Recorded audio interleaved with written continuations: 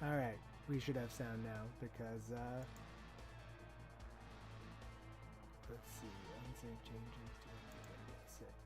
Okay, yeah, so we should have sound now. I pulled up an existing OBS set of settings, and a few things were not properly tuned, but we should be good now. All right, so hey there, scavies, scummers, gangers, my lovely followers. It is time to talk about the new Necromunda, and I'm not happy. I mean, I'm really not happy. Okay, so since I haven't had a chance to kind of talk about Munda yet, the new Munda, I'm gonna start from the beginning because it doesn't make any sense to just jump right into the things that are upsetting me. So Monday, we got the first preview. Oh, Sunday they let us know that it was for sale, and they released, I'll be honest, some not great promo shots. Let me hop over here to this one picture. Absolutely drives me insane. Oh wait.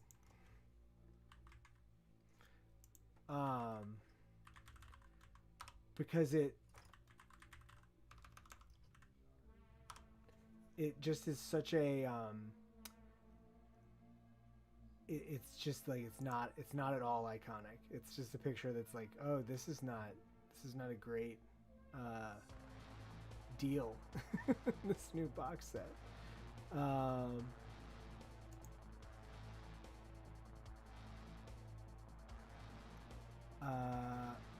It's see, those pictures are all fine. Oh wait, it's actually in the other article I was just talking about. That's funny. No. Actually, I think maybe it is in the Sunday thing. I don't know. Whatever it is. Maybe they took the picture out. Because there was a picture. Oh my god, did they take the picture out? There was a picture that showed the whole set zoomed out, and it just looked empty. It's 4 pipes and 16 models, and it just did not fill up at all. It just looked bad. I mean, even this is like the gang contents is rough. It just like 20 models down to 16 models. It's a downgrade. I mean, let's be real. And as far as I can tell, there are less options on the sprues for these than are on the traditional Necromunda sprues. So, you know, I'm not gonna complain. I'm not gonna like harp on about the price. It is what it is. I actually think that when you consider the fact that it comes with a hardcover rulebook, it comes with 3 packs of cards, that alone is like, okay, if you were gonna buy those 3 things, or 4 things if you count them as 2 decks of cards, then it's a good deal to buy this set and get a bunch of models for, you know, only a little bit of value add on, only a little bit extra price on top. So, but $165 is, it's a lot of money to ask for a set that is this sparse. And I think they're not doing themselves any favors by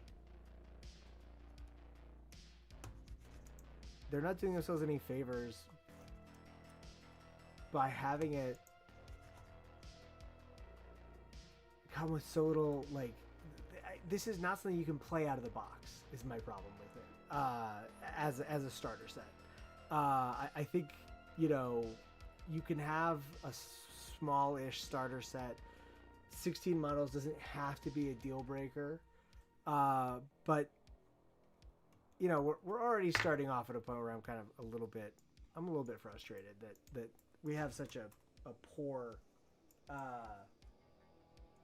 you know, what feels like kind of a poor intro to the game, because there's no real line of sight blocking, and all they would have had to do is just draw some walls on the mats and say these block line of sight, and that would have been fine. People would make do with that. I apologize. Of course, the battery in my mouse died as soon as I started streaming. Virtually guarantee that anytime you start streaming, your gear will start to malfunction on you. Okay. so where was I?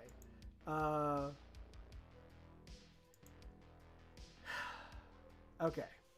So the box set is, I think, a little bit disappointing, and not to derail this at the very start, but like if you go over to Modifius's website and you look at the Fallout Factions game that they just put the box up for sale for the new starter set. It's 137. Yes, the mouse failed an ammo check. Absolutely. $137.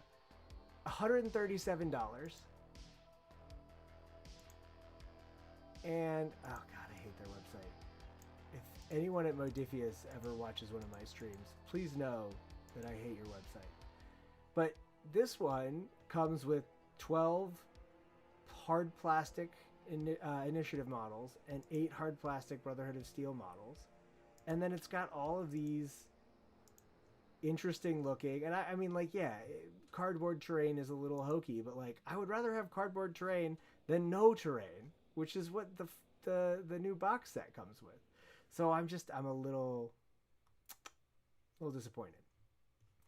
But I digress. We're here to talk about Necromunda and not Glaze Modifius, who I'm a little frustrated with too, because I would really like to see that new Wasteland Warfare starter out so that I could pick that up and check that game out. The second edition sounds interesting, and it got delayed by several months because of the Strait of Hormuz, because of course. So anyway, so this stuff all goes up on sale tomorrow, and I'm still planning to pick up the box because I think personally I have to give this game a fair shake before I completely tear into it, as much as I want to right now. It's a good question about which is more expensive. Hard cardboard boxes have gotten very expensive, but GW downgraded the quality of their boxes. Yeah, we're going to talk about rules changes in just a bit. Eric, I think a lot of the changes are changes for change's sake, but we're gonna get into it in just a moment. So actually, that's the next article I'm going to. So we start off the week Monday with this rules changes article, and like this article did not stress me out. Okay. So there's a new edition. The release of Necromunda Skirmish brings together 9 years of updates and enhancements into a cleaner and more intuitive system that smooths out the gameplay experience while losing none of the narrative excitement and campaign content that you love. The core of the game is the same foundation you'll recognize from the get-go, with a host of tweaks and quality of life improvements that will make the moment-to-moment action faster and easier to play on the fly.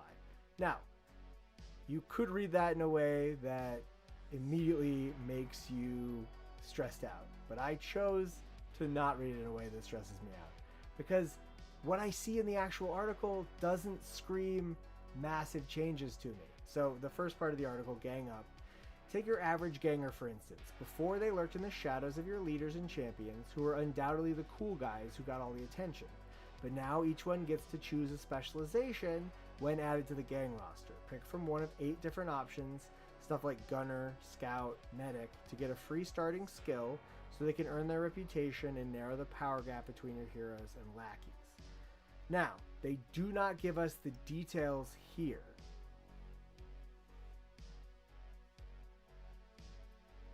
Yeah, for your situation, Eric, and I know you play the game in a very specific way.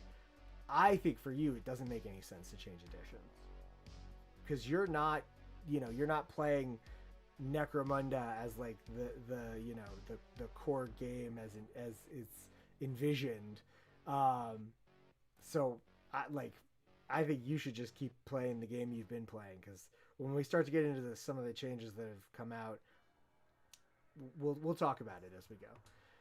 So we're talking about these, gangers are now getting a specialization. 8 specializations. I don't know if every ganger has access to every one of the 8 specializations or, any of the details on that yet. Because those are core book rules, and almost all of the leaks are from Gangs of the Underhive. Because some kind soul on Reddit got the book early and has been taking photos. But we're going to go through what we have kind of in as much of an order as possible. It's hard to see here, but if we kind of see, it doesn't want us to zoom in. If I open the image here, it might open up a little bit here. All right, so we've got the fighter subtypes here. I'm definitely getting the rule book for what it's worth. And I think that there will be good ideas in the rule book, and I think that some of the good ideas are in the campaign system. So here we've got fighter subtypes. Beast is an animal that can only perform limited actions. Unless stated otherwise, a beast may not perform, interact, or treat ally. So you can't open doors, and you can't, try to help someone who is injured. Brutes have the Juggernaut skill, which we don't know what that does yet. When a brute is removed from the gang roster, its weapons and war gear are lost. Champion, friendly models within 6 inches and line of sight of the champion may use their cool characteristic for nerve checks. And all champions have the inspiring skill. We don't know what inspiring does yet, but I do have a suspicion that is going to relate to group activations in some way, because it's also on the leaders. Flying. A flying fighter may move between levels, yada yada yada. They don't take damage. If they fall, they're not suppressed, and they don't take damage. And they may not end their movement overlapping obstacles or other fighter spaces. Ganger, if during a post-cycle sequence, a ganger should reach 37 XP, which is going to sound like a lot, but you actually have to remember that you're going to start with XP, which we'll get into in a little bit. So this is going to kind of work a little bit like old Mordheim, where each fighter is supposed to come with a certain amount of XP representing where they are currently. But so your ganger becomes a champion, but they keep everything else, their subtype and all of that. They just become they're treated as a champion. It doesn't change their fighter entry. You don't get access to like becoming a death maiden or a matriarch if you are a sister. I miss the proper upgrade. I don't like that. But whatever. Hangers on are able to be included in your crew, but they are also able to be excluded from random selection. It looks like there isn't like a home turf thing where your hangers on might get caught in the battle. Leaders. One fighter in every gang must always have a leader subtype. If they die, another fighter is selected. Friendly models within 12 inches in line of sight can use their cool check for nerve checks. And they have the inspiring skill. Loners. A gang cannot use a leadership skill of a loner for bottle checks unless every friendly model on the battlefield is either a beast or a loner. So that actually gets into another one of the changes. Bottle checks are now based off of the model with the highest leadership. I'm not entirely sure how that will work, but that's one of the things. Optional equipment is stuff that you can potentially bring with you. So mounted is an example of that. If you bring your mount with you, you can't get off of it, and no one can take it. Mounts are going to turn like vehicles now, but we don't know how vehicles turn, so we're gonna have to wait for some more information on that. And they do automatically get the Nerves of Steel and Hit and Run skills, but again, we don't know the details of what the specific skills do yet, so we're still in the dark a little bit. And then pets. Pets are purchased as a war gear for a model, and as such, their credits value is included in the owner model's card. They're automatically included in a gang's starting crew if their owner is. They don't count against the crew or reinforcement limits when the owner is deployed on the battlefield, including as part of a special rule. Any pets they have are deployed following the rules for the model's deployment within leash range of their owner. When a model owns any pet, owning any pet activates check if their pets are outside of their leash range, and then any that are will become panicked. The model and their pet are activated in order of the controlling player's choice, each model fully resolving their activation before the next one activates. When a model goes out of action or is removed from the battlefield for any reason, any pets they have on the battlefield are also removed.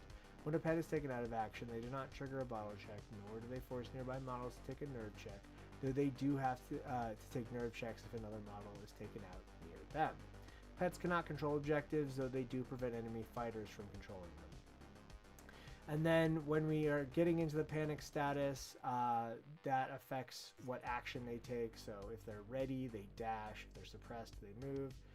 If they are seriously injured, they crawl. And if they're engaged, they retreat. So for what it's worth, we're not getting House of books. Instead, we're getting Citadel journals, the way that they've been doing them for 30K and the old world. What those will look like, we do not know. We don't have a template for them yet, so we will find out. All right, now getting back to the rules changes article. You can pick up as many brutes and hangers-on as you want, as long as they don't outnumber the non-brutes and hangers-on in your gang. So go wild and recruit the weird and wonderful cast of characters that make up Necromunda. Sure, they won't pitch in to do post-cycle actions, but that's not what you're paying them for. This flexibility extends to your other fighters as well, with a few notable exceptions, like a Death Maiden's Venom Claw, and that also includes the Archaeotech's gear, and a few other things. Leaders, champions, gangers, and prospects, which Juves and prospects have been combined into just being prospects. They can now be equipped with any weapons and equipment available to their gang or purchased from the trading post. It does make me wonder, if they're going to potentially put out more weapon arms that have like the prospect-sized arms, because using regular Goliath parts on Goliath prospects is they just don't look proportional, and it would be interesting if they kind of address that. After action. Speaking of after action activities, new sequences at the end of the battle and campaign cycles give everyone in your gang something to do, be it recovering from injuries, working own territories, or trading for a bit of bonus experience. This helps to keep the upkeep between games quick and streamlined, so you can jump from one game to another in the course of an afternoon, while expanding the narrative and gameplay options for your gang has at milestone points between cycles. So, this is a change that's actually kind of going back to how things worked in the original Turf War campaign from Necromunda 2017. When you are doing your end of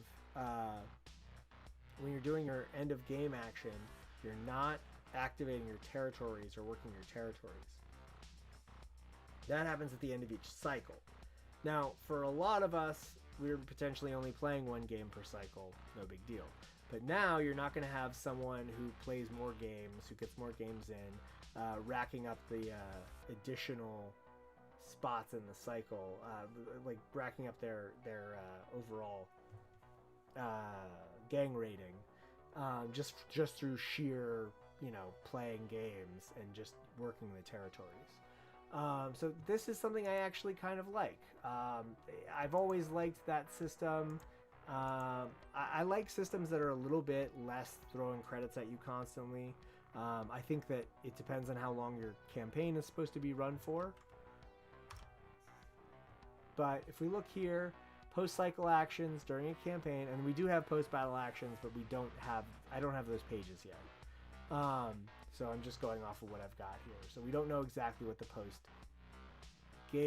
actions are. I am definitely going to do videos on everything that comes out. I need to get back into making lore videos in general, but it's tough with my schedule because those things take a lot of lifting in terms of getting everything kind of together. But I definitely want to do more of that kind of stuff. Thank you for asking, Andrew. Okay, so after your cycle, so any games you play that cycle, at the end, you can make medical escorts for critically injured gangers. Now, it's interesting that that's a post-cycle action because I don't think that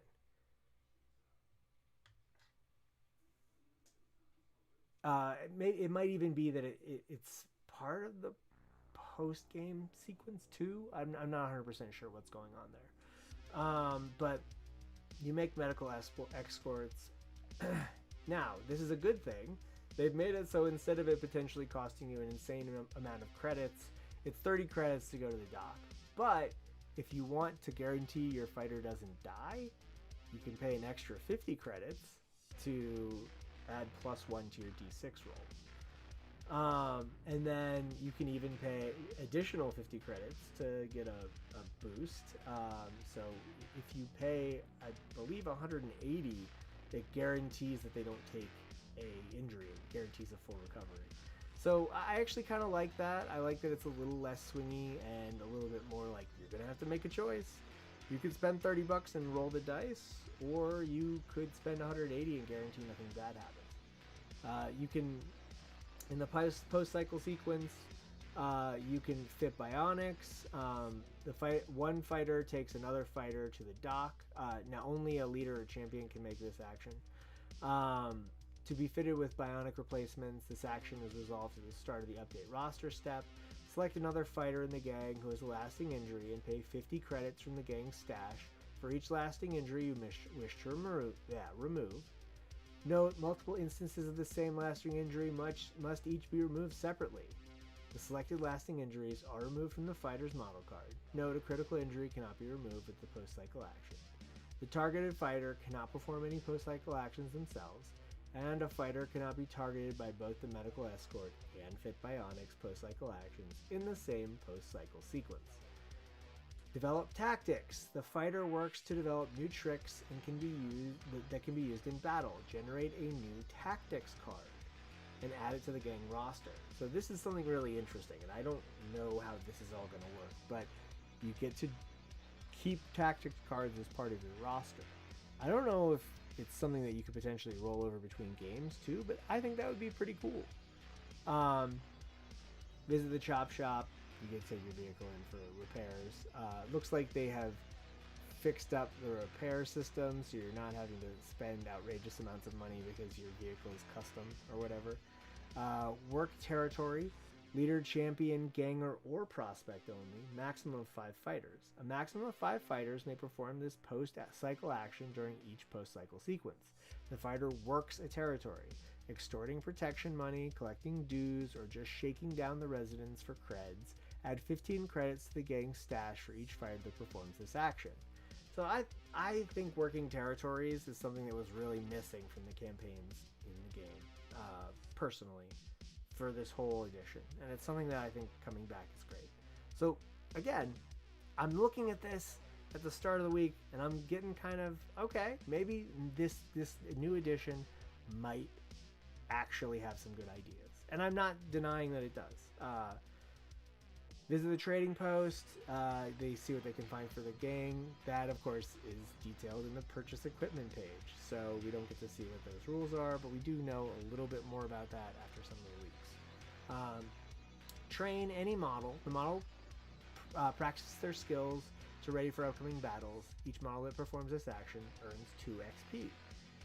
Earning XP for like a post battle action is awesome, and then having to choose between making 15 extra credits or getting that 2 XP boost that might get you to your next advancement. This stuff got me kind of, all right, maybe we're cooking a little bit. Maybe this isn't going to be a disaster. Please hold before you get excited. Combat changes. Combat itself is full of little updates here and there that keep the action flowing and open up new tactical opportunities for your gang. Close combat, now fought in initiative order, only allows fighters to make 1 attack if it isn't their activation. So powerful brutes can succumb to weight of numbers if you're not careful. Only guns that shoot a ton of rounds are prone to malfunction and need a firepower dice, while bottle checks against the highest leadership of on the field rather than making cool checks for every individual ganger. Alright. So, changes to close combat. Initiative order. I always thought initiative should have some role in close combat, because it just makes common sense that speed and alacrity will affect your close combat abilities. I'm not sure if just fighting in initiative order alone kind of is enough. I think we need to see the actual rules. It's possible that charging gives you a bonus to initiative, because I really think that when you charge in on somebody, you should have an advantage for striking first. But after that, I think it's fine to have it be off of initiative. Only making 1 attack in response, I think, does boost your close combat gangs that are getting the charge off. I think that makes sense.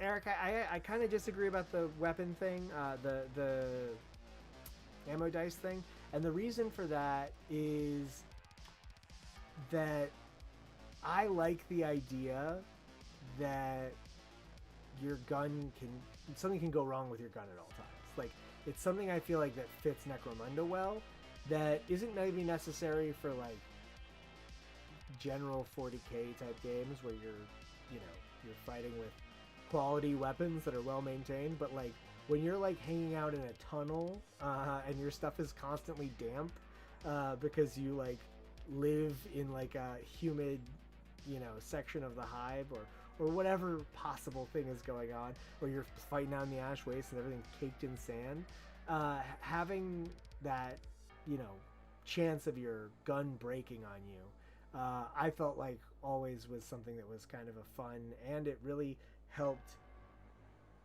like sink into like the narrative of the game. Like, we're telling a story about people who are on like the ragged edge. That's kind of how I see it. But this is minor stuff, and I'm not. They haven't gotten rid of the firepower dice completely, so fine, we'll deal with that. I don't know how going out of ammo will work, because as we'll see in a moment, ammo rolls are no longer part of the profile. Taking a burst of lasgun firing and wondering what kind of armor you have? No worries, everyone has a save characteristic as part of their profile now, which is modified up or down by factors like cover and extra equipment. You lose none of the flavor of your fighter's individual equipment choices, but it's quicker and easier to reference.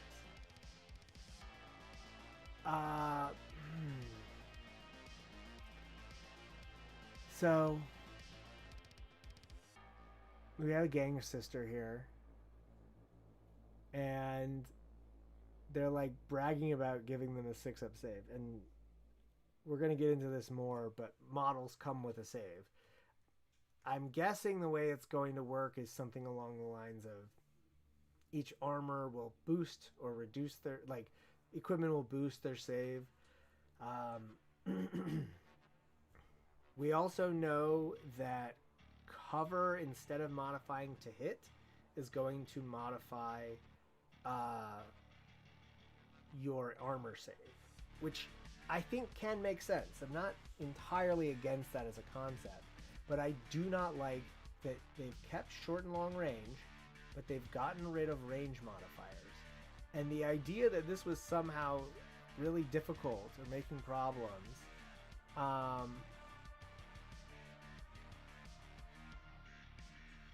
just don't like. I have never experienced any difficulty with the short and long range band modifiers, and they make sense. It should be harder to hit with certain weapons further out and certain weapons longer, like distance away. It's gonna be harder to hit with a stub gun when you are further away, and it's gonna be harder to hit with a sniper rifle when the person is right up on you. I don't like that going away. Not a fan. As you can see though, things haven't changed that much. We still have movement. Weapon skill is still a die roll for a ballistic skill. Still a die roll. Strength, toughness, wounds, initiative, attacks. Now we have the save. Leadership, cool, willpower, and intellect are no longer listed as plus here. What that means? Who knows? We don't get to find out yet.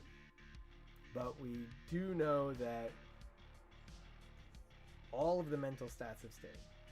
Which is funny because if I was going to start streamlining Necromunda, the first thing I would do is monkey around with, like, maybe we don't need leadership, cool, willpower, and intelligence to be 4 different abilities. But it's possible that they've expanded how often you're using the other ones that weren't being used as often. We'll have to see. Lasgun stats here. Short range has gone down on the lasgun. Not sure why. Long range here, 24 inches. Strength 3. AP is listed here. You'll notice there is no longer a damage characteristic. Now it is lethality. Why? Your guess is as good as mine, because we're going to talk about it. Damage is still a rule. What it means, we don't know, but it's still a rule for some reason. Traits go here. We don't know much about the weapon traits yet. We've gotten leaks of a couple of them, and we'll talk about that. And then right here, TP. This is going to be like the rarity rating. TP determines how rare something is. 0 is common. You don't have to have any, you don't have to have your leader cajole anyone to get a TP above, to get a TP of 0. We don't know exactly how the TP stuff works yet, but from the leaked vendor rules, TP is rarity. Choose your battles. Scenarios are generated with a deck of cards or equivalent tables in the core rulebook. So if you were thinking, oh, do I have to buy these cards? The good news is, as far as we can tell, the cards are reprints of tables that are in the book. So you shouldn't have to, if you don't want to, purchase the card sets. That said, I loved the Zone Mortalis mission deck generator thing. I thought it was really, really fun for getting a quick game in. It was based around like a 2x2 board, so you were just able to get into the battle quickly, and we played games in sometimes an hour. You could knock a 1,200 point game out in an hour. It was really cool. So I'm hoping that the generator cards are still decent. Scenarios are generated with a deck of cards or equivalent tables in the core rulebook, giving you an easy way to whip up interesting game objectives in moments, while new territory rules means the location of your skirmish will have lasting gameplay effects that could swing a decisive engagement in your favor. Imagine trying to take over an Escher Combat when all their toxic weapons are suddenly more virulent than normal, a daunting prospect for anyone. So the Synth still is one of the territories. Territory boon, it gives 20 credits, not a random credit amount. And we've seen a few other territories, and they also were giving fixed credit amounts. I'm not saying that they're all going to give fixed credit amounts. I think it still makes sense to have some that are random, but I don't know for sure what the deal is with that yet. I don't mind this. I think giving more consistent amounts, but smaller amounts, is a great idea, because sometimes the dice gods really went crazy when you were rolling for random territory maps. So, like I've been saying, the campaign changes, they seem fine. I don't think there's going to be any difficulty backporting this campaign system into Necromunda 2017 and just playing the game a little bit differently. So I think there is still good here, and I'm excited to mess with those things. And when I finished this article, I was like, oh, I'm not feeling bad about this. I don't love everything about it, but I'm not feeling bad about it. And then someone posted an image. Hi. I love you too. We don't have anything about vehicles yet, but we do know the vehicle stat line for some of the specific vehicles. We're gonna get there. But I'm kind of taking things step by step as the week has gone. So we got a leak sometime after Monday, maybe it was Tuesday, that showed the table for characters falling. And what it showed was that when they would fall more than 3 inches, they would take an AP dash, lethality dash hit that can't be saved and you can't take armor for. So if you fall more than 3 inches, you automatically take a wound. It's not a to wound roll. You automatically take a wound, which I didn't love. I felt like getting hit. Yeah, I'm getting to the leaks. We're gonna dive into those very soon because I just got through the initial summary. Yeah, I've been trying to gather everything that I can as we go through. If you see anything extra, feel free to throw a link into the chat. I will definitely take a look at it. So if you fall 6 inches, you're automatically out of action. And that just threw me. Like, part of the fun of this game is when weird stuff happens. Yeah, falling 6 inches is usually going to take you out. But that's not always the case. And changing it to always, I feel like is just removing fun situations from happening. Why do that? I don't get it. So that made me anxious. I was like not feeling that.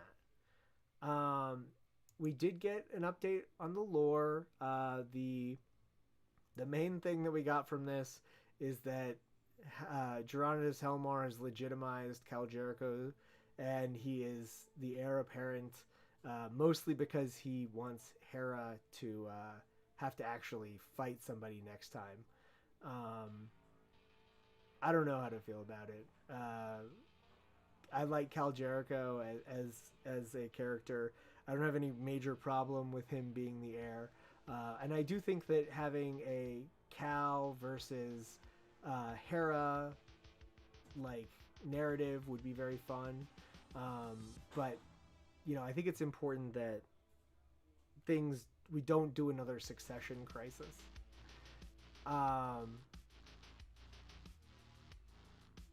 Because the Aranthian succession was enough. Yeah, exactly. So it's fun when someone falls and they don't get hurt. Exactly. Thank you, Censorlock. House Escher has a new Matriarch Primus. The Thane Mormor Caudor has assumed control over the Ecclesiarchy. House Delak is going to do something long lost is going to be brought back to Necromunda. None of this is crazy. Yeah, I don't see the point of Cal becoming the heir or becoming legitimized. It's very silly. Now, then we started getting actual rule leaks, and I am going to get into those, but I did want to address, they did give us a preview. They did give us a preview of the contents for the Gangs of the Underhive and Gangs of the Outlands books. So each gang has a gang list, data sheets, equipment, and weapon references. We do see Delockett's Psychoteric Whispers. Paladin Enforcers get weird powers for their haunts. But we are missing a lot of those gang mechanics that kind of make these gangs have their own special flavor.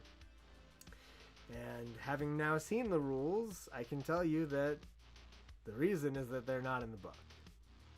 And as someone who has really had fun with chem alchemy, who has built gangs around gene smithing,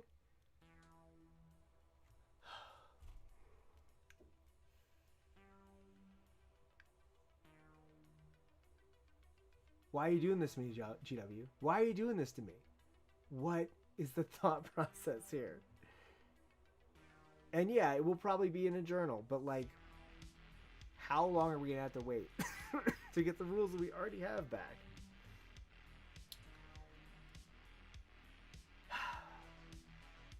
You'll notice we're missing a bunch of stuff in here. I mean, look, there's nothing wrong with playing 95. I just like how much depth and granularity this edition has, and I don't like it all kind of being, you know, cast aside. We've got the plastic brutes, and the house brutes are all in their gang list. We have the plastic hangers on, and then we, for some reason, have the giant rat Millosaur and Ripperjack. Like, those are resin models. They have rules in the book for some reason. Whatever. You know, it is what it is. And then Gangs of the Outlands is very similar. We have Outcasts. They're still in.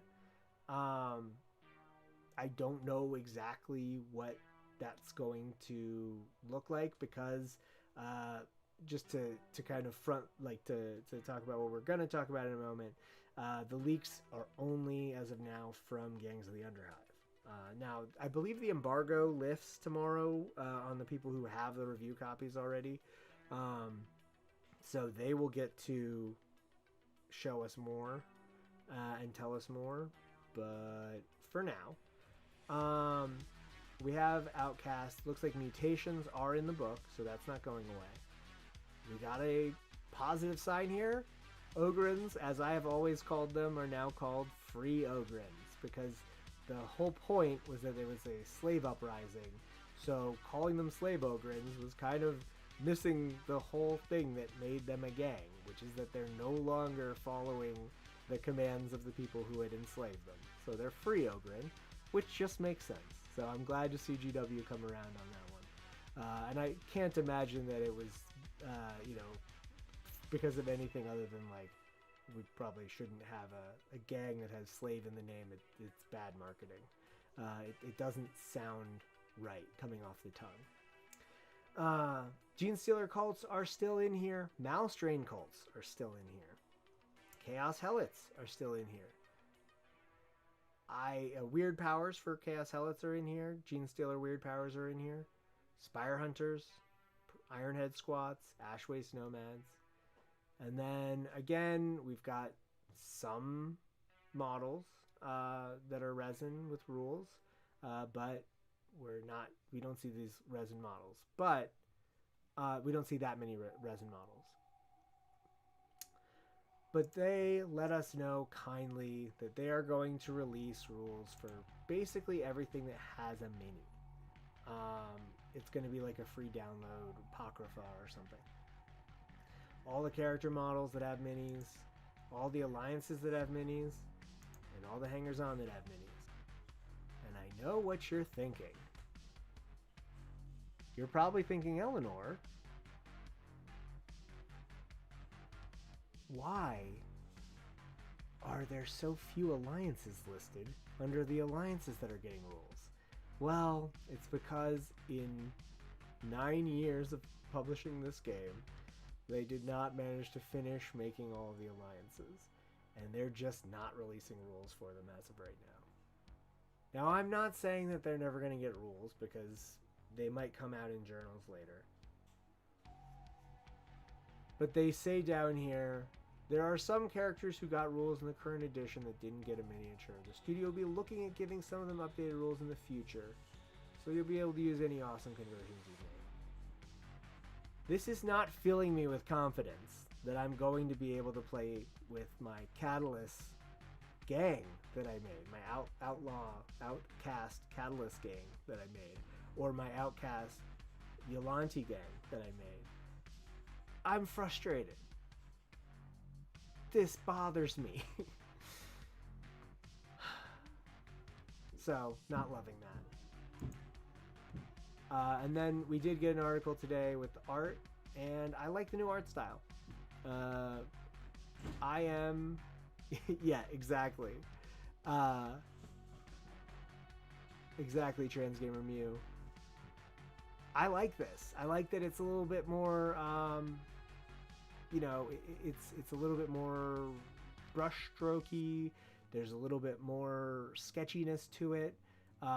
It doesn't feel like as comic booky as things were. I just compare this to the box art from Necromunda Underhive, which, by the way, as a testament to how quality the box art or the box construction used to be.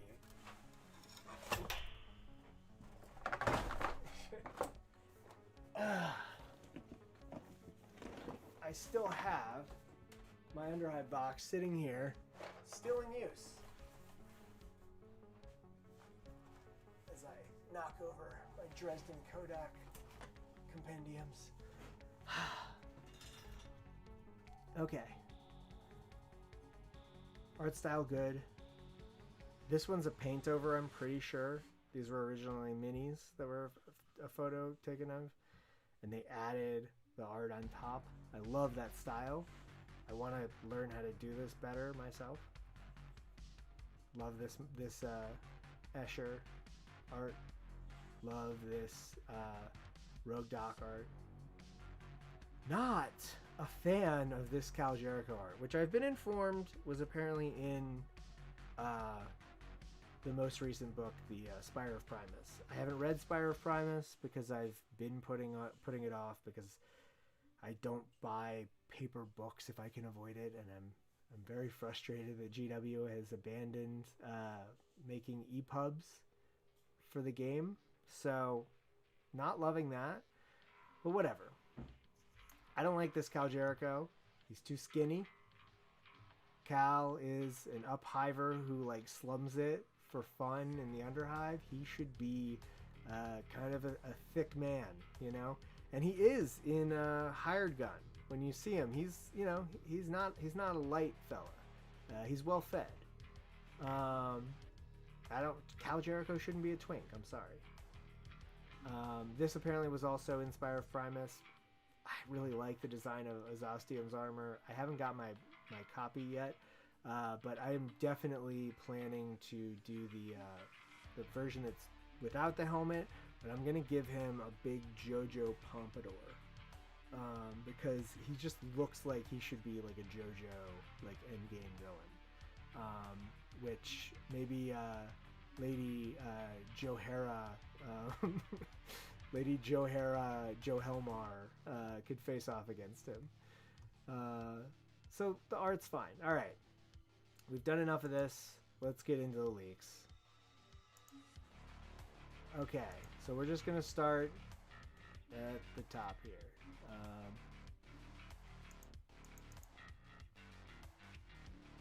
So we've got the House to Lock gang list. We can see here we've got some stat changes. Oh, weird. I think I'm missing one of the Deloc pages from here.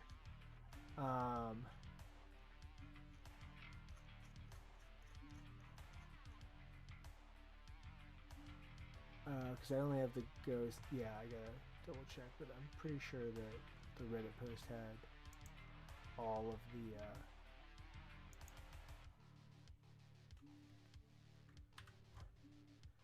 okay,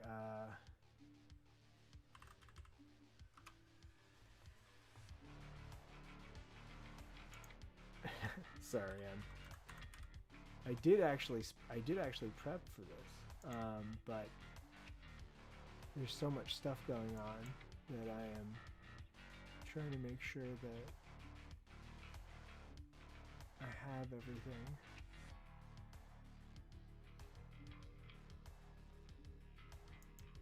Okay.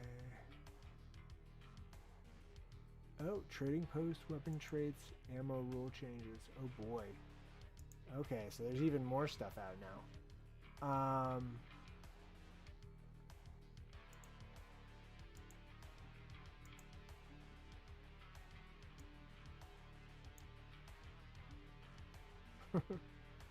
There's so much stuff. I have to... Okay, so let's just...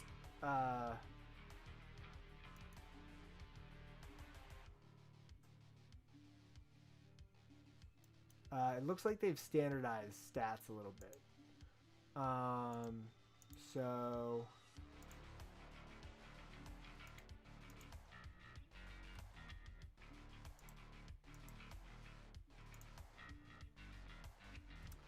I'm trying to add the image to my little slideshow that I made.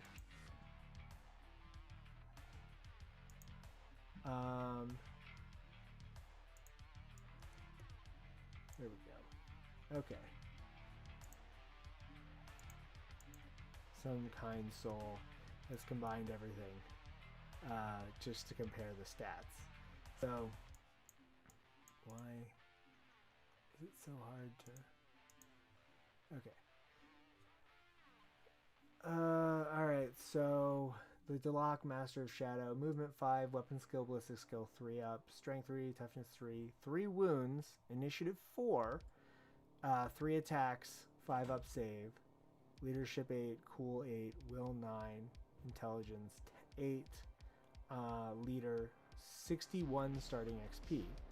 So we are seeing stat lines reset back to kind of a uniform.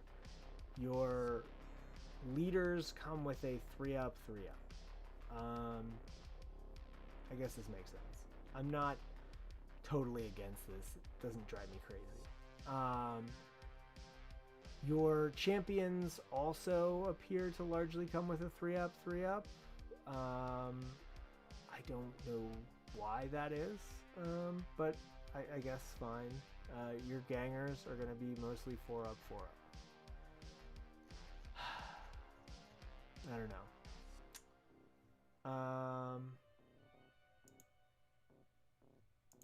Just looking through real quick. Okay. So let's just take a look at some of this stuff. See what we can kind of glean from here. When added to a gang roster, Delak Ghost may purchase weapons and war gear from the House Equipment list. They can be given additional rules. Psygeist start with a Psychoteric Whisper power as usual. Shadows are just able to take regular war gear and get a 5 up. So I do like, I guess, that Juves are now a little bit more flexible. It's actually kind of funny that, like, every other game system GW has been going like, all right, you just got to play with what's out of the box. But Necromunda, they recognized that we're special and we won't play that crap. So they have wisely decided not to force that.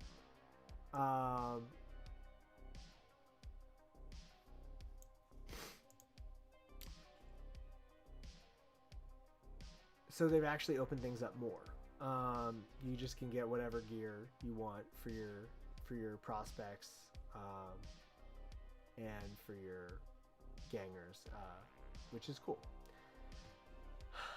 Specters, They are now strength 4, toughness 4, 4 wounds, initiative 4, only 2 attacks. They do get a psychic power to start with, and they have psychomantic claws. We don't know exactly what those look like yet. Or maybe we do, and it's on another page that's in here, because I have only looked over some of this. Cephalopod specters. They have a 3-inch leash range. They can help you with intelligence checks, and they have shock tendrils. I'm not gonna lie, the Spectre never really did it for me, but like 75 credits for this model for like a strength 2, toughness 3, like little guy that just like follows you around and doesn't really help with anything other than intelligence checks. Unless intelligence checks come up a lot with your gang, what's going on there? It's kind of a weird choice. Psychoteric Worm, they have a 12-inch leash range. They can extend your psychic powers as usual. They're able to burrow. It can go under impassable terrain, and it's armed with ferocious jaws. All right, now let's move on to House Cawdor here. We've got the Word Keeper. Again, we're not looking at huge differences between the gangs in terms of their stat lines, which I guess is fine. That is not like a deal breaker for me. I think that the important thing is still maintaining the advancement system, and that we don't have rules for yet. So we'll see. We do see that there's stuff like pious here as a keyword. I think that just has to do with which type of fighter you are, fanatic versus pious. I don't know what rules that affects. We've got the Way Brethren in here. They're mounted fighters, obviously, and they come with the dodge skill. And since they're mounted, they also come with hit and run and Nerves of Steel. I do think that if Nerves of Steel works similarly, that is a good choice, because I thought that mounts were a little bit too easy to take out of the game by just knocking them over, which in Rolling Roads was pretty brutal. We do know that we're gonna pick specializations for gangers. I don't know where the specializations are listed or what the way that's handled is. So we're kind of a little bit in the dark there. We have the preview rule. We have the rules for the individual gangs that come with the box set, but those don't really tell us whether that's how these things are going to work in the normal list building process, because those gangs are kind of designed to preview the rules for you. Your Stig Shambler, wounds seem to have inflated a little bit on some things, so 3 wounds is more common, which I like. I think more gradation is always a good thing. So here we have your Zealot, your Sheenbird. It's subject to the Frenzy condition. I don't know what the Frenzy condition means, but that's certainly information. Now here we do get a little bit of information about how House Cawdor's gang works. A house divided. When a Cawdor gang is founded, it must be declared to follow either the path of the pious or the path of the fanatic. Depending on the choice made, the following rules are in effect. Path of the pious. Pious warriors. The leader of a Cawdor gang that follows the path of the pious must have the pious subtype. If they die, any fighter with the fanatic subtype is ineligible to replace them. Additionally, a fanatic fighter may not be added to a gang roster if it would take the number of fanatic fighters in a gang above the number of pious fighters. without number. When forming a starting crew for a battle at the end of the choose crew step for the pre-battle sequence, a Cawdor gang following the path of the pious may include one additional prospect in their starting crew. And I'm a little bummed. I think that could have been D3, and it would have been a little bit better. But you know, this is them giving us like a milquetoast reset of the game. So good on them, I guess. You've successfully made this blander. Path of the Fanatic. The leader of a Cawdor gang that follows the path of the Fanatic must have the Fanatic subtype if they die. Another fighter with a pious subtype is ineligible to replace them. You cannot have more pious fighters than Fanatics in your gang. And if you follow the path of the Fanatic, you reroll bottle checks on a 11 or 12.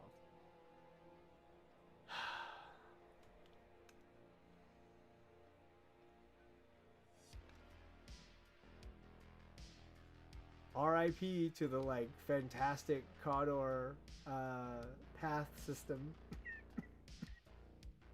I hope we get to see it again. Skill sets: agility, brawn, combat, cunning, savant, shooting. We do not see gang specific skill sets. We do not see leadership skills. We don't know what skills are in here yet, unless those are in the leaks that I excuse me, haven't gone over yet. Corpse grinders.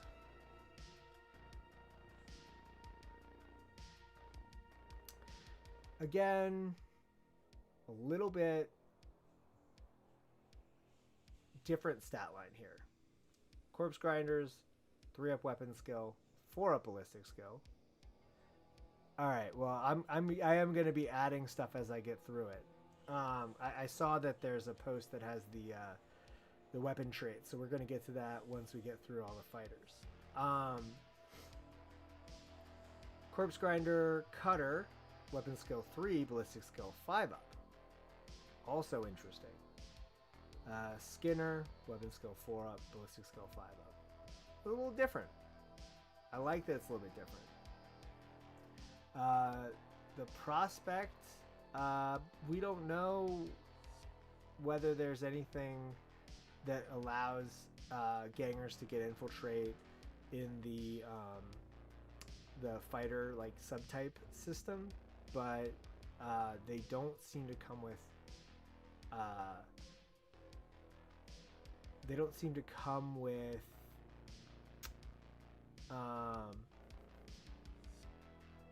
the infiltratability that they had before.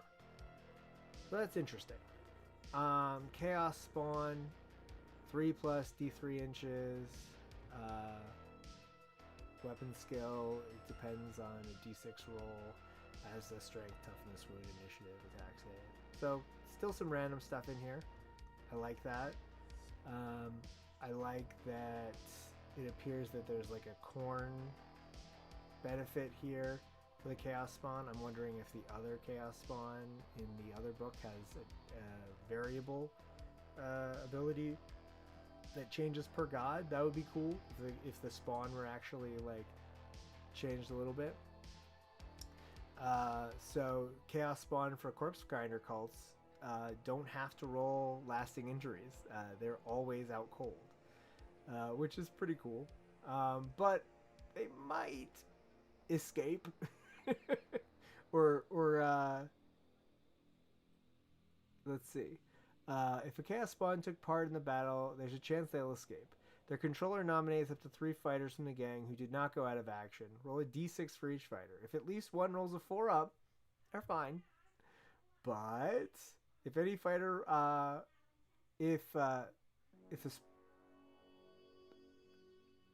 otherwise they escape into the depths of the other hive. So if no one rolls a 4-up, they escape. They go into recovery, and they get to retrieve it. But if any fighter rolls a 1, the spawn causes a lasting injury on them, which I think is cool. I'm not against this.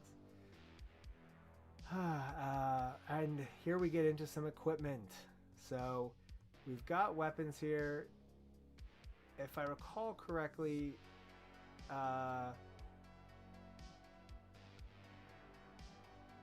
this is a little bit. I think this is the same basic list of stuff. You'll notice that it seems that undersuits are gone. My guess is that the 6-up save that your fighter gets to start with is kind of representing everybody kind of coming with an undersuit. And then armor modifies that save. But you will notice that there's no flak armor, and I do not know why that is. I'm not a fan of just starting with mesh armor. I'm not even really a big fan of fighters starting with 6-up saves. Now I will notice that these guys start with 5-up saves, so these guys have a little bit better armor to start with, which was always the case with them. Now, here is where we start to get into some changes where I start to lose my mind a little. Look at all these close combat weapons. Oh, look at them, aren't they lovely? We got the Butcher's Chain Cleaver, the Paired Butcher's Chain Cleaver, the Chain Glaive. Wait, the Chain Glaive? Isn't that a versatile weapon? Where is the long range? Where is the versatile rule? Oh, funny you should ask. What about that rotary flensing saw? Where's its long range? Where's the versatile rule? There is no versatile rule. It's gone. They got rid of versatile. Why? I cannot fathom why. It was one of the cool parts of Necromunda. There was actually a system for having pole arms and other long-range melee weapons function in a way that made sense and didn't put the fighter in risk of getting damage back. That was the whole point. It's why people fight with pole arms in the first place. And it just is gone. Sever is gone too. Now, we didn't play with Sever. Most people I know didn't do multiple. Well, we played with Sever. We didn't use the thing where you got additional injury rolls for each one because we just felt like it was a little bit of a feels bad mechanic. But it's gone. Sever's gone. Paired still exists for some reason. Which I feel like was more of a problem than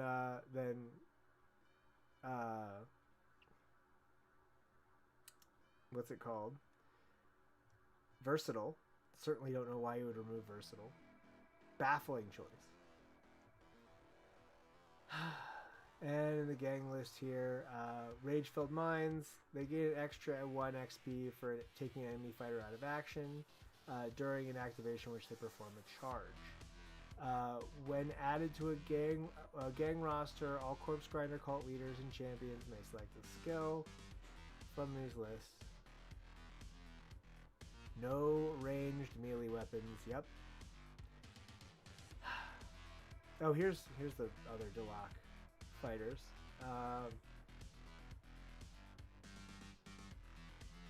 As we notice that things are very similar, I will say I don't were Delac champs initiative 4 before? I can't remember off the top of my head. You can upgrade them with a psychic power, which is good. I was nervous that would get taken away. Noctgul is a loner, which I like. And From the Shadows returns, so Noctguls haven't been completely kind of taken apart. Strength 4, Toughness 3, Psychoteric Choir. While Delac fighters within 3 inches of 2 or more other friendly Delac fighters, their leadership and willpower characteristics are improved by 1.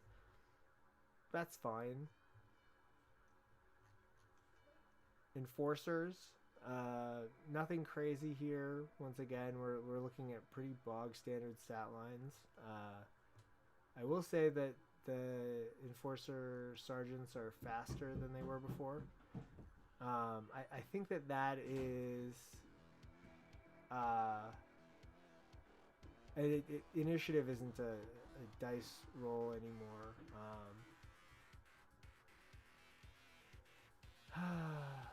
Haunts are now a prospect. Your different fighters in the Enforcer gang are like, it's like leader, and then a bunch of champions, and then we've got the patrol officer and subjugator are your standard fighters, and then your rookie is your prospect, and then so is the Psy Judge. Cybermastiff is a pet. It's still called a hard case. That does mean that if it gets taken out of action, do not remove it from the battlefield. If it hasn't activated yet this round, it gets to make one more activation before it goes out because they're hard. And you can't coup de grace the pet owner while it's within leash range, which I think they had that rule before. So those are fine. The automata is here. Nothing crazy here. If you are behind the automata, you get an extra bonus to your save characteristic for taking cover, so that's kind of cool. We see more of their gear. That doesn't change too much. And now here we get to a vehicle, so we can kind of talk about a little bit about what we know about the vehicle changes. There are no longer vehicle facings when it comes to toughness. I do not know why you would change that. That made perfect sense. I do not understand making it so that there's just one toughness value for the vehicle. Cannot fathom what motivated that choice. Otherwise, it's pretty much a ganger. We don't know yet how the vehicle rules work, so we'll get more information soon. But it has the exact same stats as a ganger. I don't like it. I do not like it. I liked the vehicle system. I liked how it was implemented. I did not love them making them into just another fighter, basically. But we don't have that much information otherwise. We don't know if there's fire points. I don't see anything about fire points. We don't know if there's weapons that are fireable by passengers. Hard to say.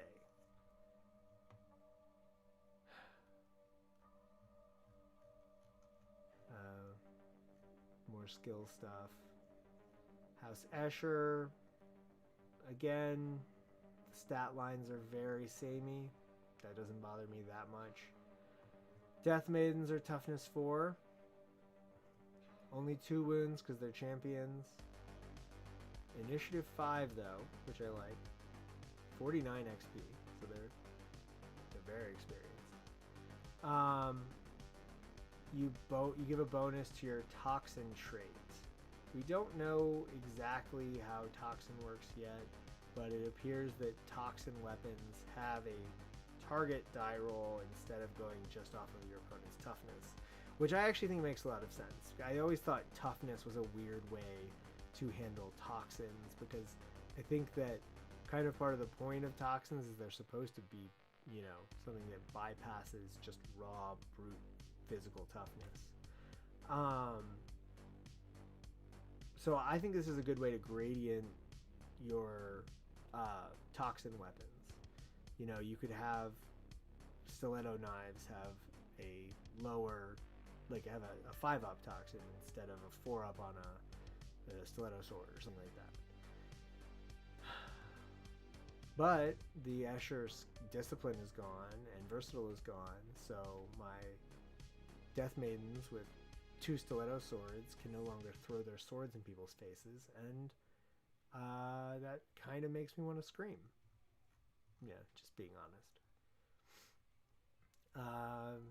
We do have an image of a new fur cat model, which I like. The phalanx is armed with claws instead of talons, so I don't know exactly how those differences will work yet.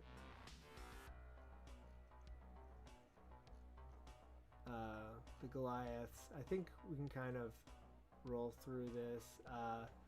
The Stimmer is able to use combat chems, and that will give them plus D3 attacks, but if the dice roll is a natural 1, their attacks characteristic is reduced to 1. So it's a little bit of a gamble. I don't mind that. New Sumcrack model. I have a feeling that it's a plastic mini, and that we're going to be getting boxes that have plastic leaders, champs, and pets for House Escher and House Goliath. A lot of the gangs don't necessarily need a box like that, but I think that, you know, it'll be nice if we get around to it, because we can at least bring those back and use those. We've got some more weapons. Crumper Rivet Cannon, Assault Blaze 5-up, and Rapid Fire Ignition Cannon. I'm not sure what that is. Oh, it's on the Forge Hauler. So we've got yeah, that's on the Forge Hauler. Okay, so I haven't played with the Forge Hauler yet. I have a box of them sitting over here. I just haven't built them yet. So you're only getting rules for weapons. Yeah, the resin croc was not good. You're only getting rules for weapons that are specific to the gang. In the gang list, the stuff that's general, you go to the main rulebook for those.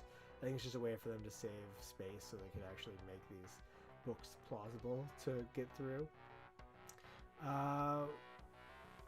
Looks like some muscle skills are in here. So for some reason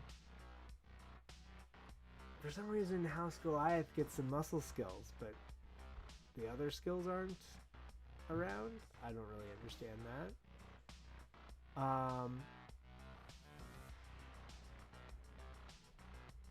They've got some equipment to represent the stuff that is in the new box. There's no muscle skills listed here though, which does make me wonder what's going on there. When they charge, they get a +1 to strength. Oh yeah, I forgot when I was going through here. Goliaths are strength 3 now. They're toughness 4, but they start off at strength 3, and it's like the Stimmer is strength 4, but all of the normal guys are strength 3, and they get a bonus when they charge. Don't like that. Don't like that at all.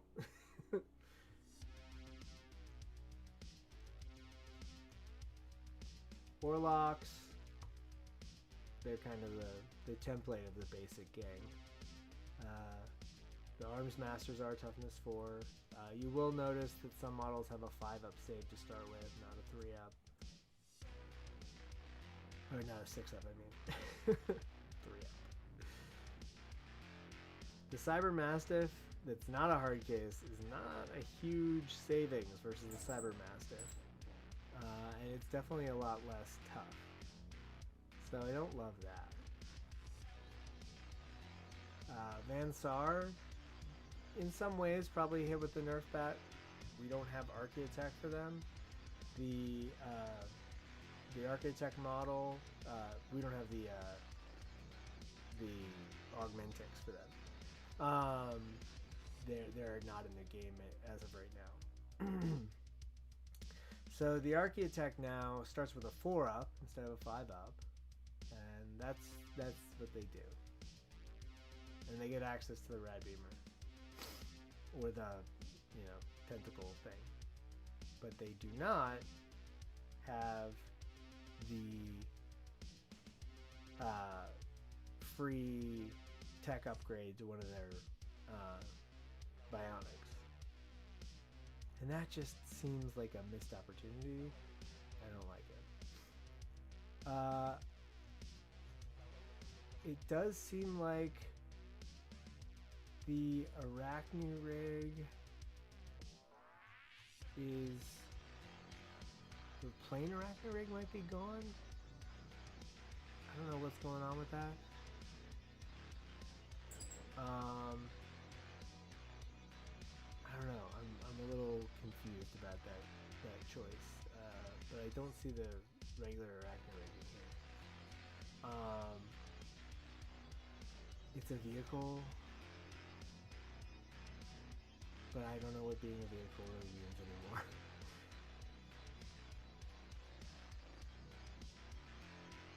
Venators. You still got a bunch of stat lines. You've still got Ogrins, Squats, Ratlings, and Beastmen. Venators seem to have largely been spared from being completely screwed over. Venator options, they can choose gear with a combined TP of 5 or less. We don't know what TP looks like, so it's hard to say what that's going to be exactly. But I think that is just going to limit them from taking too much rare stuff. But like maybe you could take one thing that's really rare and then take the rest as like common equipment.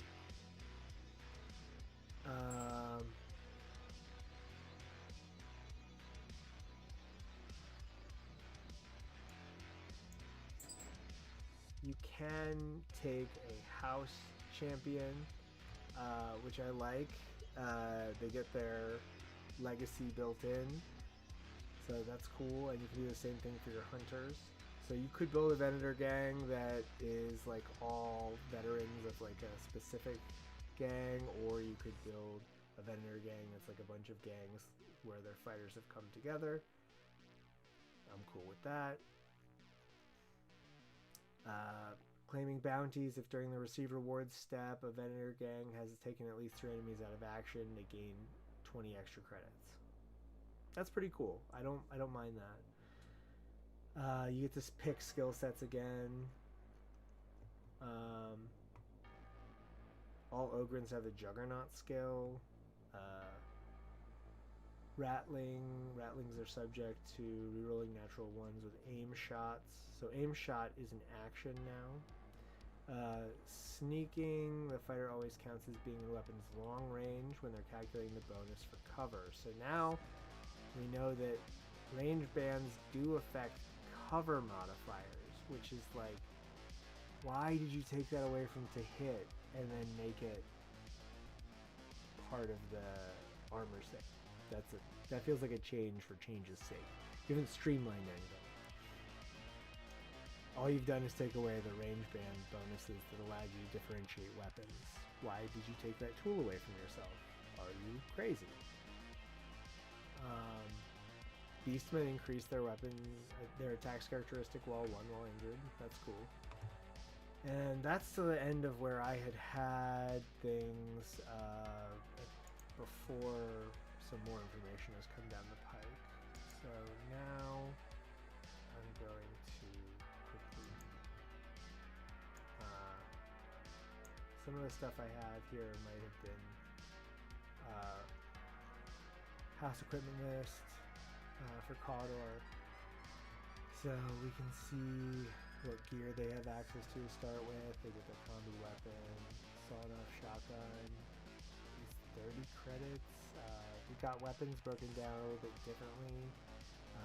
You do get your pole arms still. There's still blunderbuss with breaking purgation.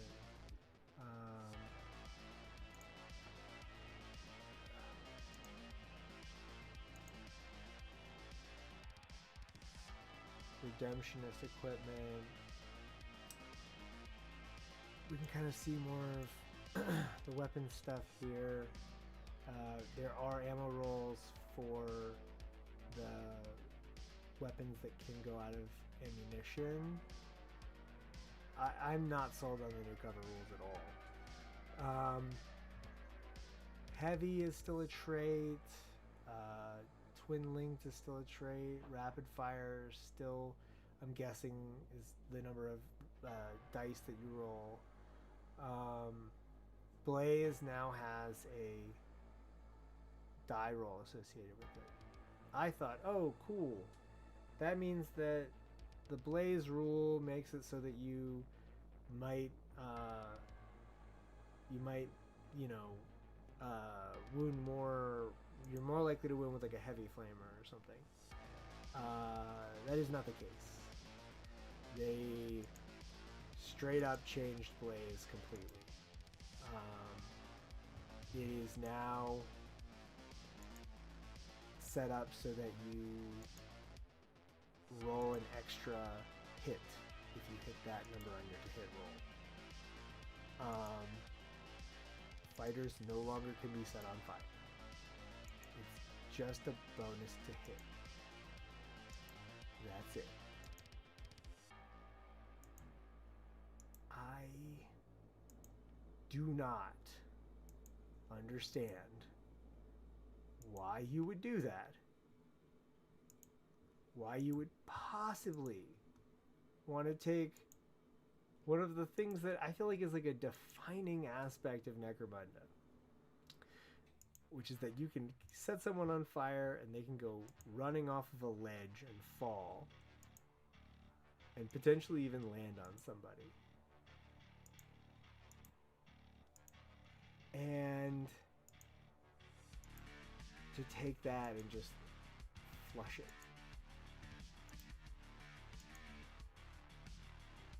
I just don't get it. Why? It's the most iconic rule in the game, and it's gone. Who is the target audience of this change? And why are they playing Necromunda? Just go play Kill Team.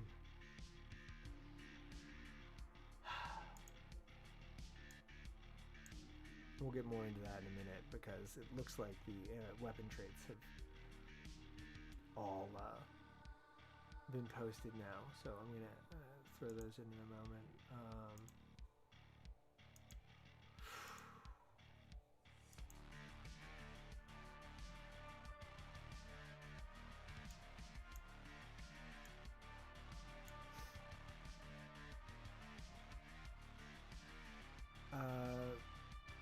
There are little things that there are little bits of equipment that give your individual gangs a little bit more stuff going on. Now here we see when a fighter that's carrying a cult icon performs a group activation action, they may reroll the leadership check. Does that mean that when you group activate, there's a chance that you don't group activate because you fail your leadership roll? Because that is interesting. I'm not totally against that change. But it is a big change. Book of Redemption, the sacred words of the Book of Redemption. Fill devotees with redemption with fervor. A fighter equipped with the Book of Redemption may perform the Words of Wrath action. Single. This fighter reads aloud from the Book of Redemption until the end phase of this round. Any friendly fanatic fighters that are within 6 inches of this fighter when their activation starts may either reroll the d6 when performing a charge action, or they reroll a single roll of a natural 1 when making it to hit roll. Not bad. I think that having a mechanic where you inspire people is fine. That's cool. Bomb rats are still dangerous for everybody who's around them. Pyromantic mantles haven't gone away. Instead, all it does is give you a blaze. Let's see. Any attacks made with close combat weapons carried by a fighter with a pyromantic mantle gains the Blaze 5-up trait during that fighter's activation. And if it already has the Blaze rule, it doesn't do anything. Yeah. And it looks like the Cawdor cloaks that would help you survive environmental effects are gone. So I don't love that because I actually really loved those. Golly.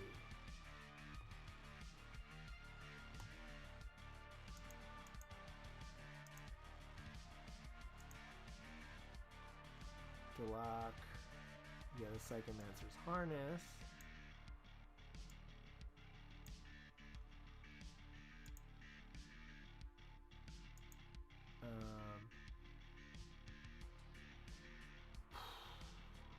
Yeah, 165 for the box set. Yeah, which is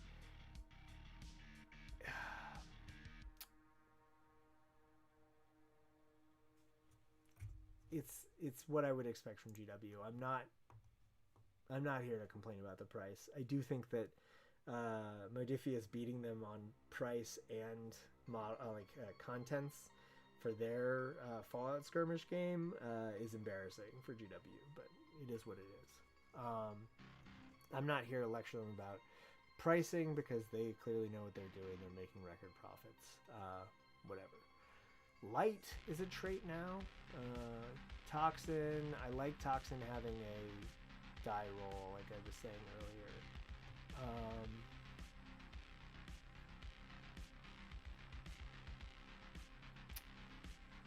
I do see that power is gone.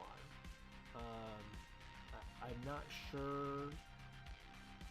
Oh wait, unless no, wasn't the Shiver Sword a power weapon? Or was it the claws? No, the claws were a power weapon, and that's gone. So I don't know what that is. I'm just, some of this stuff really feels like change purely so that they can sell a new edition, which I know I shouldn't be surprised, but still irritates me. Delac weird powers. Terrible Truth, single. Choose a single enemy fighter within 6 inches in line of sight of the weird. That fighter must take a willpower check. If this check has failed, they gain the insanity condition. Psychoteric Lore, single. Choose a single enemy fighter that currently has a ready marker and is within 6 inches in line of sight of the weird. The opposing player must activate that fighter next. The chosen fighter cannot perform the group activation action. Deceitful Thoughts, double. Choose a single enemy fighter within 6 inches in line of sight of the weird. That fighter immediately makes a willpower check. If this check has failed, the weird's controlling player may immediately move that fighter up to their movement characteristic in any direction. Note, this move may not be used to move enemy fighters off ledges into dangerous terrain or any other part of the battlefield harmful to them. Cacophony of Silence, continuous effect while this while this power is maintained, all enemy fighters within 6 inches in line of sight of the weird must reroll successful hit rolls when making a ranged attack. 5. A Perfect Void, free, continuous effect. While this power is maintained, the weird counts as always being in cover and within a weapon's long range to all enemy fighters within 10 inches. Eternal Slumber, choose a seriously injured enemy fighter within 3 inches. They immediately go out of action. So being able to coup people 3 inches away is not worth it for a psychic power, in my opinion. This overall seems like they've cleaned up the psychic powers for Delac, which were a mess, but and yeah, I think the book is over $50. I don't know exactly the price. I'm not planning to buy the book. I'm planning to buy the box set, and then scan the book and get rid of it. I mostly joke. I just don't. I don't really want to have to deal with paper books. I don't like juggling them. I'm very anti. I've always been very anti. Ever since I got my first e-reader in like 2006 I think, was when I got my first Kindle. 2007, whenever they came out. Yeah, I think maybe it was 2007. All right, so Escher equipment list. We got the cutter, grenade launchers, the cutter plasma guns. Now there is arc center line, which I believe is a thing that's going to be for like vehicle weapons. I'm not sure if that means that I don't think the cutter is a vehicle though, because it didn't have its own rules. So I think that mounts will use certain vehicle rules, which I guess kind of brings them closer together and makes there less of a distinction, which is fine, but I don't know, whatever. A lot of stuff is not in here because it's shared with other gangs. I'm guessing that the other gangs have access to like stiletto swords now.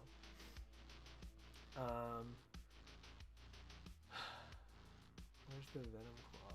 I'm looking for it. Weird. I don't know why that's not in here. Okay, yeah, the cutter is a mount down here.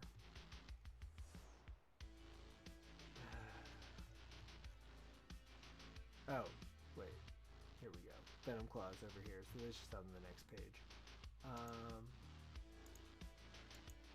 So the cutter, the fighter equipped with the cutter gains the mounted and flying subtypes and sets their movement to 9 when they perform a dash action. They add 5 inches to their movement characteristic instead of their initiative. Well, that answers a question. The dash action is to represent them like rushing or running. Apparently you're not double acting. You're not taking double movements when you dash now. You are taking your movement and adding your initiative, which is something. I don't know how I feel about that. I'm not totally against it. I like, again, see, this is the thing that it comes down to for me is I like things that gives us gradation and abilities, that allows us to differentiate things, that make fighters unique and have kind of, ranges where things can get better and worse. But I don't love changes that take those things away or don't feel like they have like a real function. I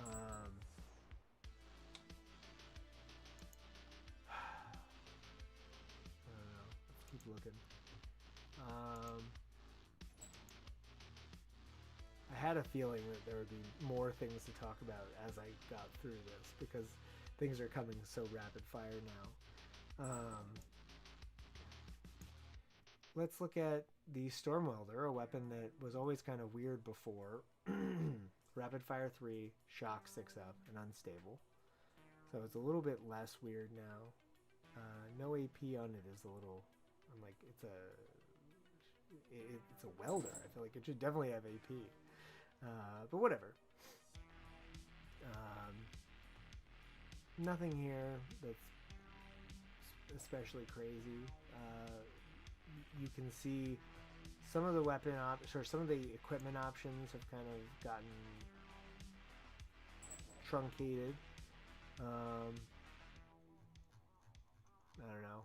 That's not bothering me that much. Ferocious Jaws. Yeah, we're going to talk about all these weapon traits in a moment. Mauler gets a 7-inch move. They add 4 inches to their movement characteristic instead of initiative. It's equipped with Mauler bolt guns. You can replace them with a grenade launcher.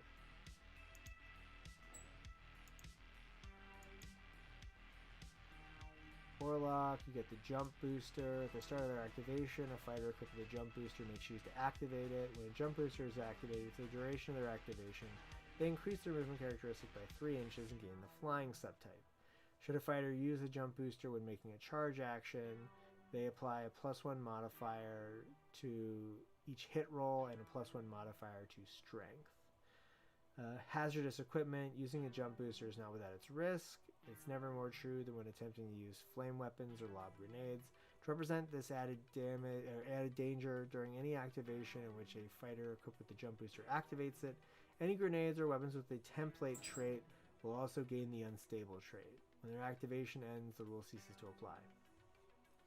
I don't know. I that's fine. I would have rather that there be a chance of something bad happening regardless of whether you use those weapons, but that's fine. I'm not going to stop throwing bombs with my wreckers just because they might die. That's always been one of the things that could happen to them. The Outrider quad was a vehicle before, if I'm not mistaken, but it's now a mount, which is confusing. A fighter equipped with an Outrider quad gains the this is their special quad because it can have the harpoon launcher or the heavy bolter. So 7 inches and a 5-inch boost. So that seems to be kind of the standard mount setup. I don't know how to feel about it, but it appears to be how they work, more or less. Okay. Vansar. Rad Beamer. Still has the Rad Phase rule, so that's still around. Additional attacks 1. That's a new special rule. Not sure what that does yet. Light again comes up. I'm interested in what that does. Damage 3. So this is something that is going to come up. The damage characteristic has gone away. It's replaced by lethality. But damage is still a trait. And we're going to find out in a moment what that means, because I am mystified.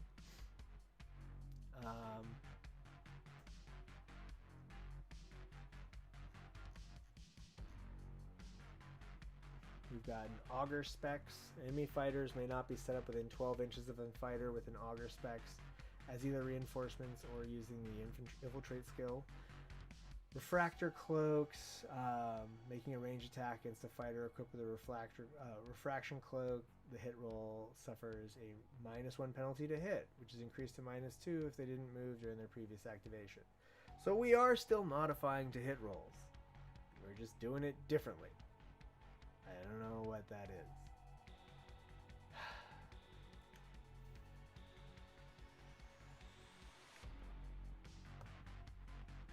Vox arrays allow you to perform group activation as a free action. I don't know what that means yet. The whole free basic double thing is... I need more information.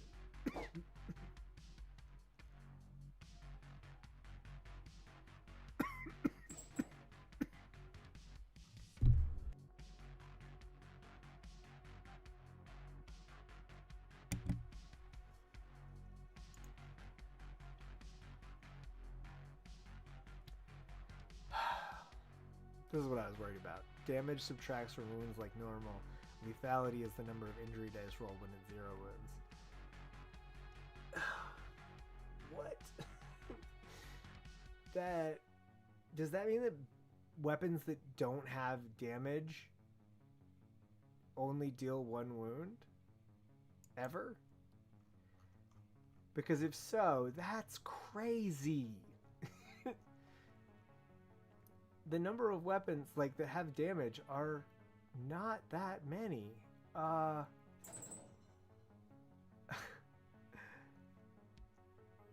Like I feel like a Rad Beamer should do more damage.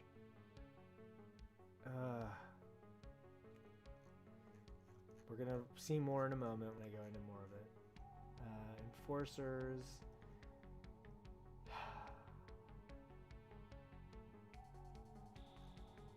Nothing here jumping out of me is crazy.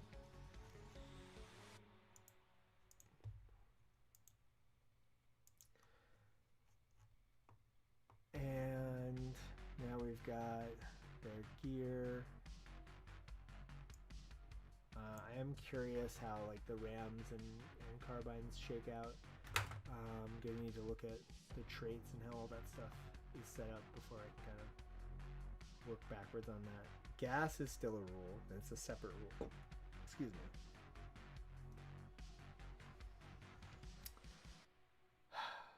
Power weapons still exist, but they don't have the power trade. What is that? Does that mean you can parry a power weapon with a regular weapon now? Because I'm not okay with that. I do think it's interesting that the vehicle hull is a weapon for ramming. That's strange. Magnicals, you can make the restrain action. Restrain double. Target an enemy fighter that this fighter is engaged with. The enemy fighter must make an agility test. If the test has failed, they've been locked in place and become subject to the web condition. Oh, okay. I think making it just web is fine. Surrender weird powers. Mind control, single. The weird reaches into a foe's brain and takes control of their actions. Choose a single enemy fighter within 9 inches in line of sight. They immediately make a shoot action even if they've already activated this round, targeting an eligible fighter from their gang, chosen by this fighter's controlling player. Terrified, double. Choose a single enemy fighter that's within 18 inches in line of sight. That fighter becomes suppressed, and if they have a ready marker, they must immediately make a cool check. If they fail the check, they lose their ready marker. Interesting. Hallucinations, single. Choose an enemy fighter within 12 inches in line of sight. That fighter must immediately make a willpower check. If it's failed, they become subject to the insanity condition. That's fine. Bone Crusher, weird powers. Crush, free. Target a single obstacle that's within 12 inches in line of sight. The obstacle is destroyed or removed from the battlefield. That's kind of cool. I would like to see destructible obstacles being part of the game more in general. That doesn't bother me at all. Force Field. While this weird power is maintained, this fighter and any friendly fighters within 3 inches gain a 6-up invul save. If they already have an invul save, it's improved by 1 for a max of 4. Force Blast, it's just a weapon, basically. 8 inch short range, 12 inch long range. Strength 2, AB minus 1. Lethality 1 with a 3-up knockback. Okay. Corpse Grinders.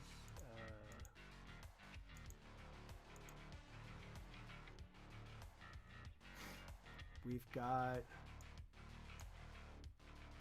Yeah, we were looking at this earlier. Cult Icon.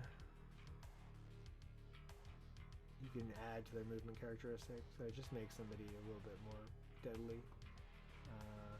Corpse Grinder on a dirt bike is a terrifying concept. That would be fun to make a model for. And I think that's it. We've gone through all of these ones that we have now. And while I was looking at something else, I got a bunch of additional pages for us to look at.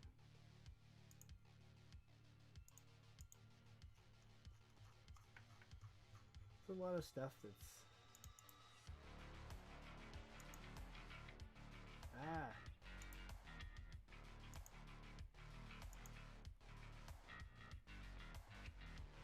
that was frustrating.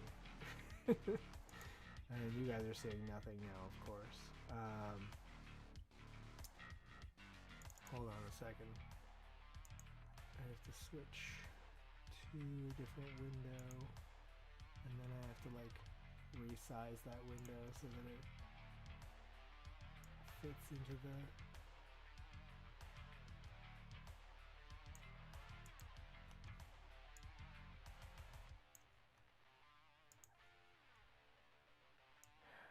There we go. Okay.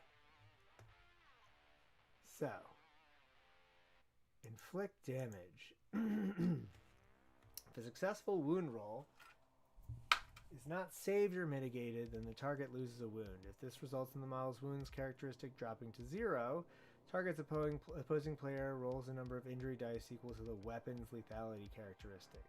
They then select one of the injury dice and apply the result as follows. Injured model has a lucky escape and avoids any further damage. Remaining injured or damaged, an injured/damaged model gains no benefit from any of their skills. Okay, that's fine to me. Having flesh wounds work a little differently doesn't super bother me. I do think that means that you're gonna, if an effect results in the model's wounds characteristic becoming 0, the model is automatically injured/damaged. If an injured/damaged model has their wounds characteristic restored to a positive value, they're no longer injured/damaged. If a seriously injured/damaged model has ever has its wounds characteristic restored to a positive value, they become active unless they're within 1 inch of an enemy model, in which case they're immediately taken out of action. Okay, I guess. A seriously injured/damaged model may only perform limited actions during their activation. If the model is already seriously injured/damaged, this result has no effect. Why are we back to this? We're back to this. They fixed it last book. They made it so that multiple flesh wounds led to serious injuries.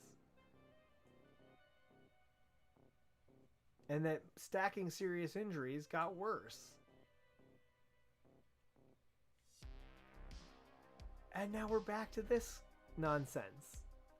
Why would you make this change? This is... Nerve check. Seeing a fellow model be taken out of action can unnerve them. If a model is within 3 inches of a fighter that was taken out of action, they must make a cool check or they become suppressed. Now, as far as I can tell, that might come up as we go through these leaked pages. Suppressed is now what pinned used to be, or prone and pinned used to be. Some weapon traits will disallow save rolls. Gas states that no save roll can be made. If a model has been successfully wounded by several attacks at the same time, the hit model's opposing player chooses the order in which they are resolved. Cover. Being behind cover offers a model additional protection against range attacks. If the model is in cover, apply the following modifiers to their save roll. Within the attacking weapon's short range is +1, and within the attacking weapon's long range is +2. No, I don't like that. No, I don't like that at all. There's not a difference between like having one leg behind cover and like being crouched and only your head being above the... This game, man. It feels like a little bit like they made these changes after specifically analyzing all of my thoughts on the game and were like, what would most drive L up a fucking wall? What if we make it so that now every weapon is better at hitting at short range than long range?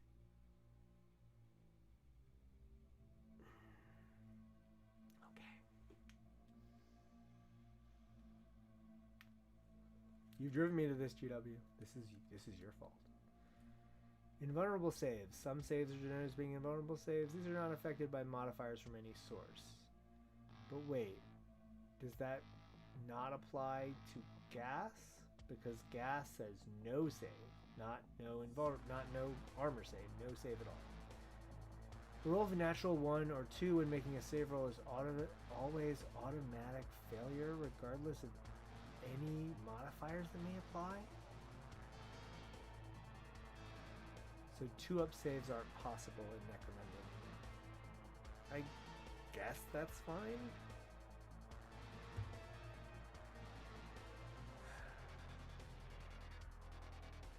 Okay, there's something here that I like that I'm kind of picking out as I go, because as much as I'm furious about some of these changes, and I think decent chance I will not be sticking with this rule set as we go forward. We shall see. I'm going to continue to make content on the new stuff as it comes out, because I can't not. But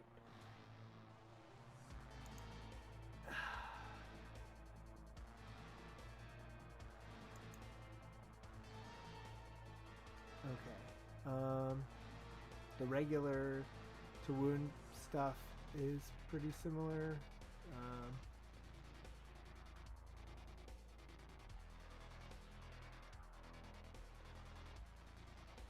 Strength against toughness, roll a d6, same as always. Save. Yeah, nothing is new here or surprising. Okay. Resolve hits, yeah. Now this one. Weapons with both rapid fire and light can only fire single shots when used in close combat. Oh, so light is like sidearm? Interesting. Walking fire. If a rapid fire weapon scores more than one hit, the hits can be split between multiple targets. The first must be allocated to the original target, but the remainder can be allocated to any other enemy models within 3 inches of the first who are also within range and line of sight. Allocate all the hits before making any wound rolls. No, that makes sense. I don't have any problem with that. I do worry that means that we've dropped stray shots. In fact, I'm almost certain that we've dropped stray shots, which is, again, one of the most fun parts of the game. When you are like, oh, I'm having such a great time just blasting away, and your Juve shoots your leader in the back. That's funny. It's what we want. It's what we play this game for. Okay. Blast and template weapons. The full rules are on pages 162 and 165. Hitting engaged model. So a weapon with either the template or blast trait hits a model that's engaged. Every model that is engaged is automatically hit. That just makes sense. That's a house rule that I would play with tomorrow for this edition, for the good edition that we're losing. Hitting models on different levels. When resolving a hit from a weapon with either the template or blast trait, only models in the same level as the targeted model may be hit. That means if it scatters off a ledge, it remains the same level and explodes in midair. I don't like that. No, I don't like that. That's like, that implies that like the weapon is like going off at like an altitude or something, when like if the grenade falls further, then it blows up on the level that it lands on. What? Dumb. Rapid Fire X. Some weapons fire a huge quantity of shots at one time. They're represented with the Rapid Fire X trait. When firing a weapon with this trait, you may also roll a number of firepower dice up to X. So you don't have to roll the firepower dice if you don't want to. If the attack hits, resolve the number of hits equals the number of bullet holes across all the firepower dice. Regardless of whether the shot hit or not, if any of the ammo symbols if any ammo symbols are rolled, the weapon is run out of ammo. If multiple ammo symbols are rolled, the weapon jams and cannot be used again in this battle. Weapon with the ammo X plus trait may be considered to have rolled one additional ammo symbol. A weapon with the ammo X plus trait may be considered to have rolled one additional ammo symbol? So if you have the ammo X plus rule, that means that when you do roll an ammo pip, you count as rolling 2? Why? Maybe it makes sense in full context. Target priority. If the arbitrator wishes, they can represent the chaos and urgency of battle with the following rule. If the closest enemy model in line of sight is within 12 inches of the attacking model and is either engaged or seriously injured / damaged,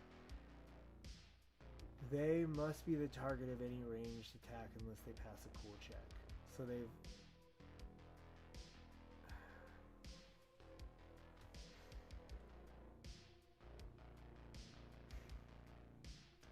Target priority only applies when someone's within 12 inches. I don't like that either. Running out of ammo.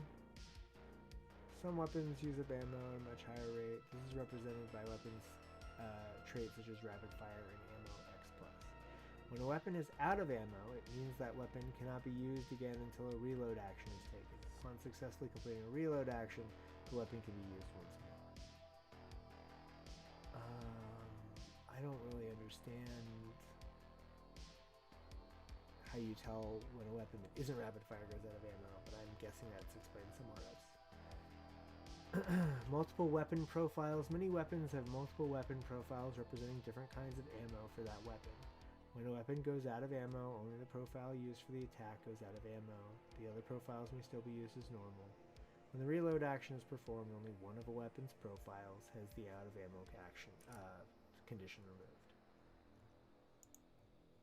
Shred X. If a weapon, or X+, with a weapon with this trait wounds a something and the wound roll is at least X, then increase the lethality characteristic by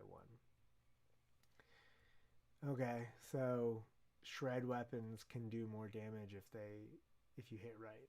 Okay. Assuming they remove that model's last wound. Single shot. A weapon with this trait can only be fired once per battle, at which point it automatically goes out of ammo and cannot be reloaded. Yeah. Smoke. A weapon with this trait does not have to target an enemy model. It may instead target a point on the battlefield. After the final position of the blast marker has been determined, leave the blast marker in place on the battlefield. A column of smoke in infinite height rises up the blast marker, which blocks line of sight. If the column hits a terrain feature, it stops at the edge of the terrain feature.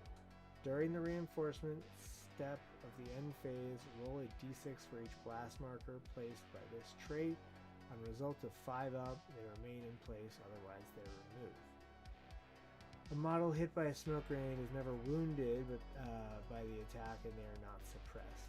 So even if you chuck a smoke grenade into someone's skull at high rate of speed, they're fine. Alright, that's fine. I don't care about that. Template. When a weapon with the template trait is fired, place the teardrop-shaped template so the narrow end is in base contact with the firing model, and the targeted model is under the template. Any model, either partially under the template or with any part of their base under the template, is automatically hit. There is no need to roll to hit. If a weapon has both the template and light trait, and then it is used in close combat, one opposing enemy model suffers 1 automatic hit. Do not place the template. Oh, okay. So you can use a hand flamer in combat, I guess, or any template weapon that's set up like this, and you auto hit one opponent, which is kind of weird, but okay. If a weapon has both the template and the rapid fire X traits, the model that is closest to the firing model is hit a number of times as determined by the firepower dice. All other models are hit just once. No, I don't like that. Toxin X. When making a wound roll for a weapon and the trait with this trait against the fighter, instead of comparing the weapon's strength to their toughness, the target is wounded on a result of X+. When making a wound roll for a weapon of this trait against a vehicle, instead of comparing the weapon's strength characteristic to the target's toughness, the target is only wounded on a natural 6. Okay. This is fine. That's exactly what I expected Toxin to be. Twin Linked. When making a ranged attack with the weapon with this trait, the firepower dice may be re-rolled. All the firepower dice must be re-rolled if you choose to do that. Twin Linked got nerfed a little, huh?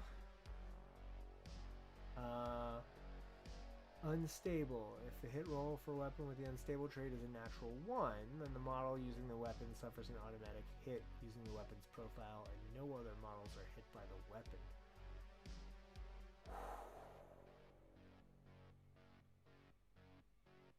If the weapon does not need a roll to hit, for example, as the template trait, roll a d6 before resolving. Boy, unstable weapons got a lot worse. That's mean. Look, you're gonna like people who play with a lot of plasma are going to have watch their gangers evaporate. That's pretty funny. I actually don't hate that. I think that unstable didn't trigger often enough. But yeah, no, that's pretty brutal. Unwieldy, your initiative is set to 1 when making attacks with unwieldy weapons. I'm fine with that. That is cool by me. It doesn't seem like it affects whether you can fire a sidearm though, which is weird. Web, armor saves cannot be taken against web weapons. Invulnerable saves may still be taken. If a fighter is wounded by a weapon with the web trait, instead of losing a wound, they gain the webbed condition. So we might find out later what that is, we might not. Weapon traits limited. If a weapon has the limited trait and runs out of ammo, they cannot be reloaded. Melee. You can only be it's used to make attacks while engaged. Paired X. Weapon with this trait can never be selected as a secondary weapon. Additionally, a secondary weapon may not be used alongside this weapon. When this weapon is selected as a primary weapon, the bearer increases their attack's characteristic by X. Okay. So paired is similar but different. It's not doubling your attacks. So a model with like a high base attacks isn't gonna be like completely ramped up by paired. I guess that's a little better. Nah. Parry. If a model uses a weapon with this trait as either a primary or secondary weapon when resolving in combat, they increase their save characteristic by 1. Okay. I'm actually okay with parry changing save instead of forcing your opponent to reroll to hit. I think that better represents parrying.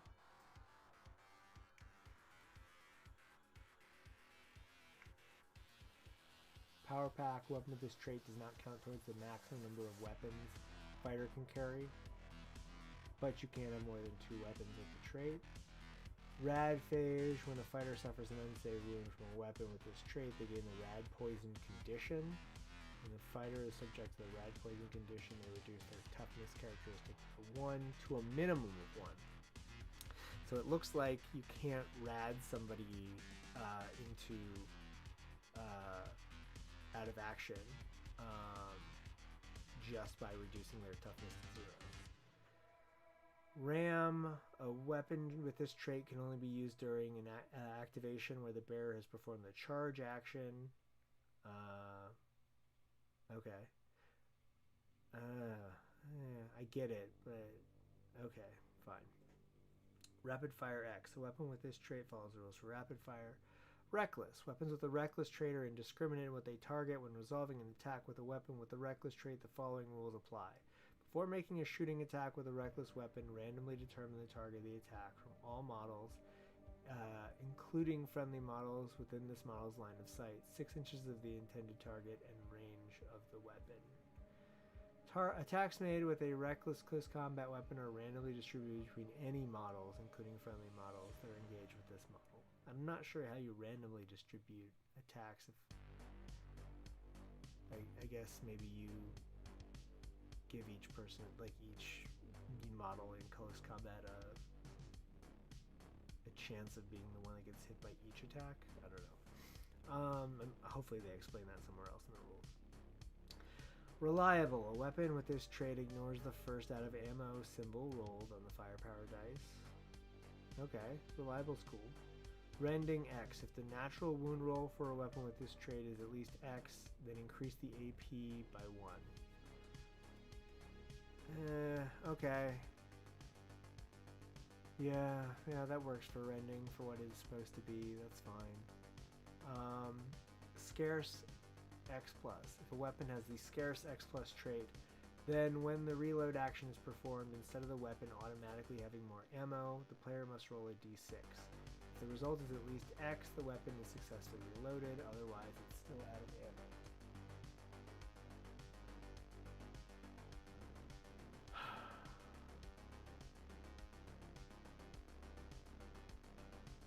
Yeah.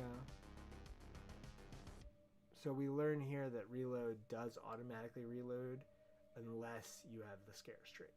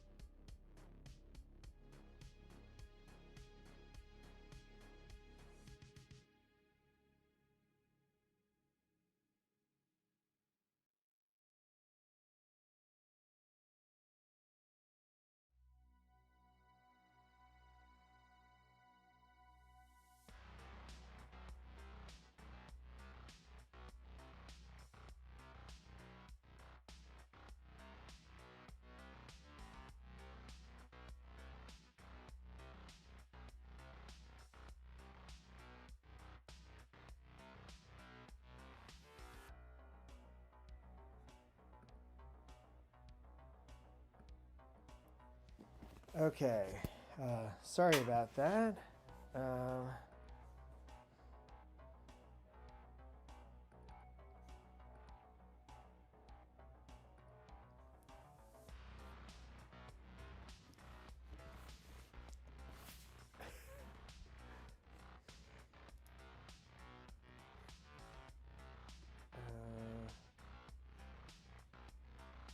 I am trying to rapidly reorganize how I'm doing things here.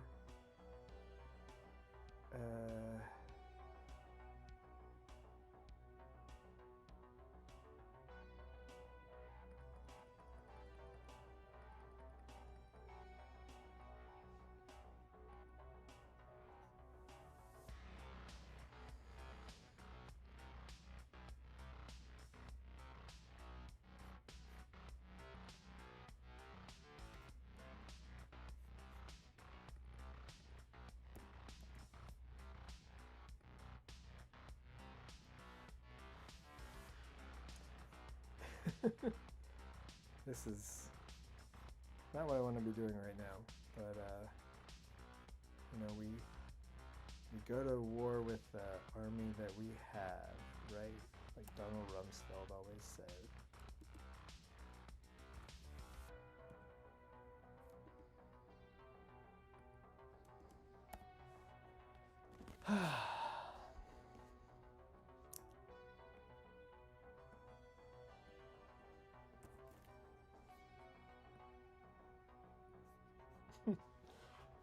And there we go. Okay, I'm back.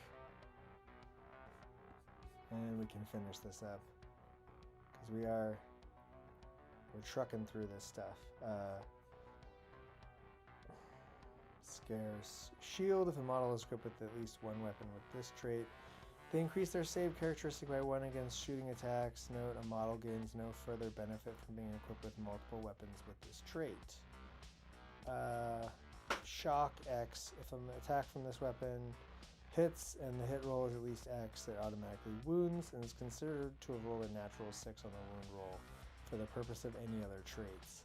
So shock could be like pretty mean if it was used in conjunction with some other traits. I don't know how big of an issue that will be. I'll have to kind of look through the stuff as it comes out.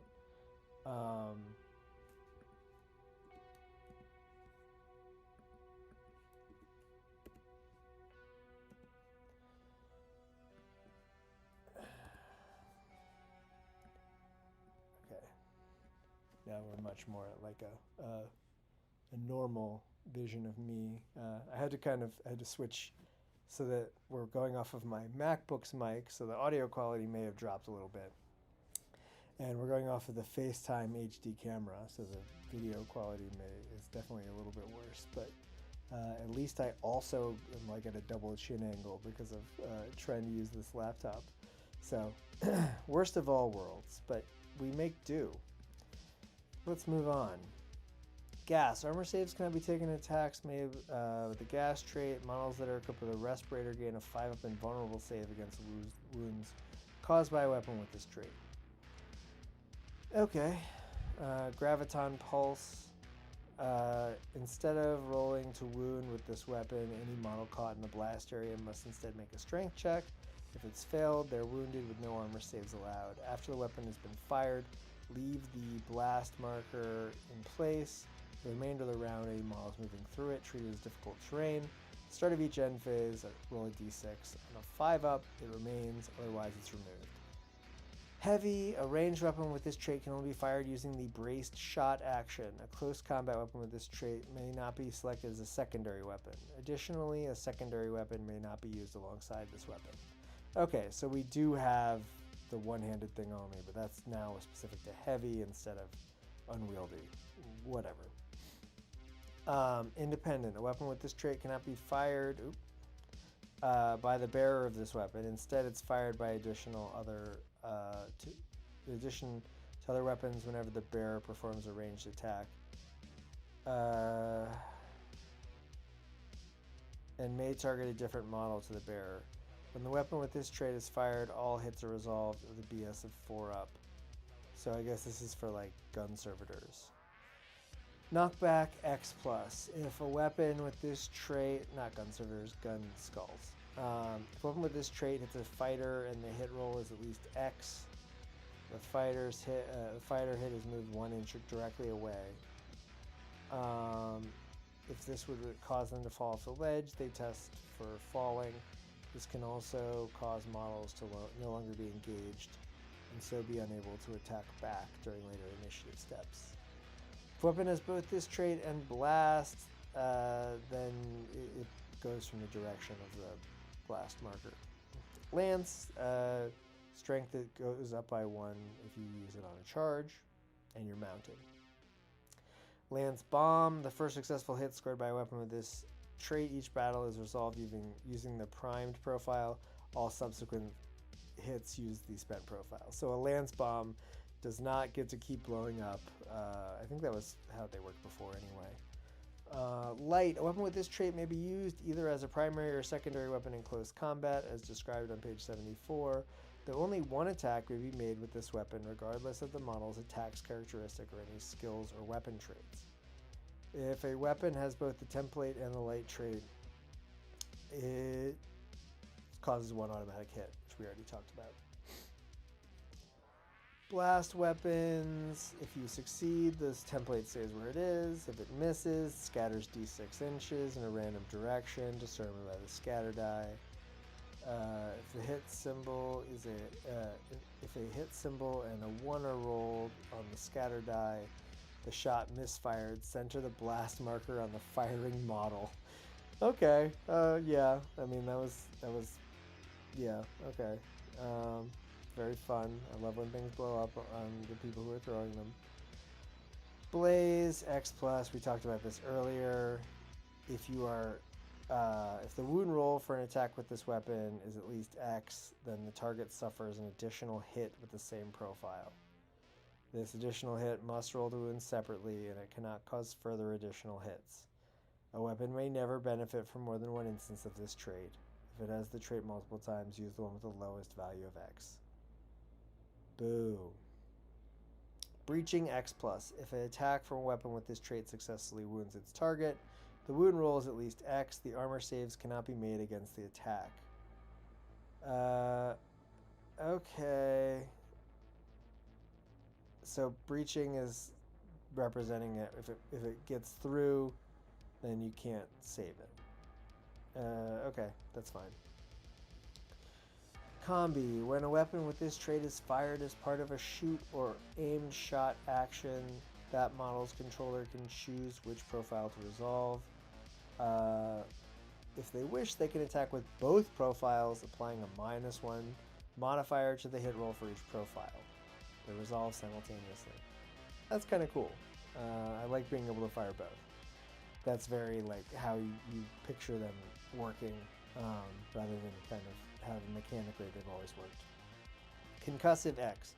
If an attack from a weapon with this trait is successfully wounds its target and the wound roll is at least X, the target of that attack reduces their initiative by 1 until the end of their next activation.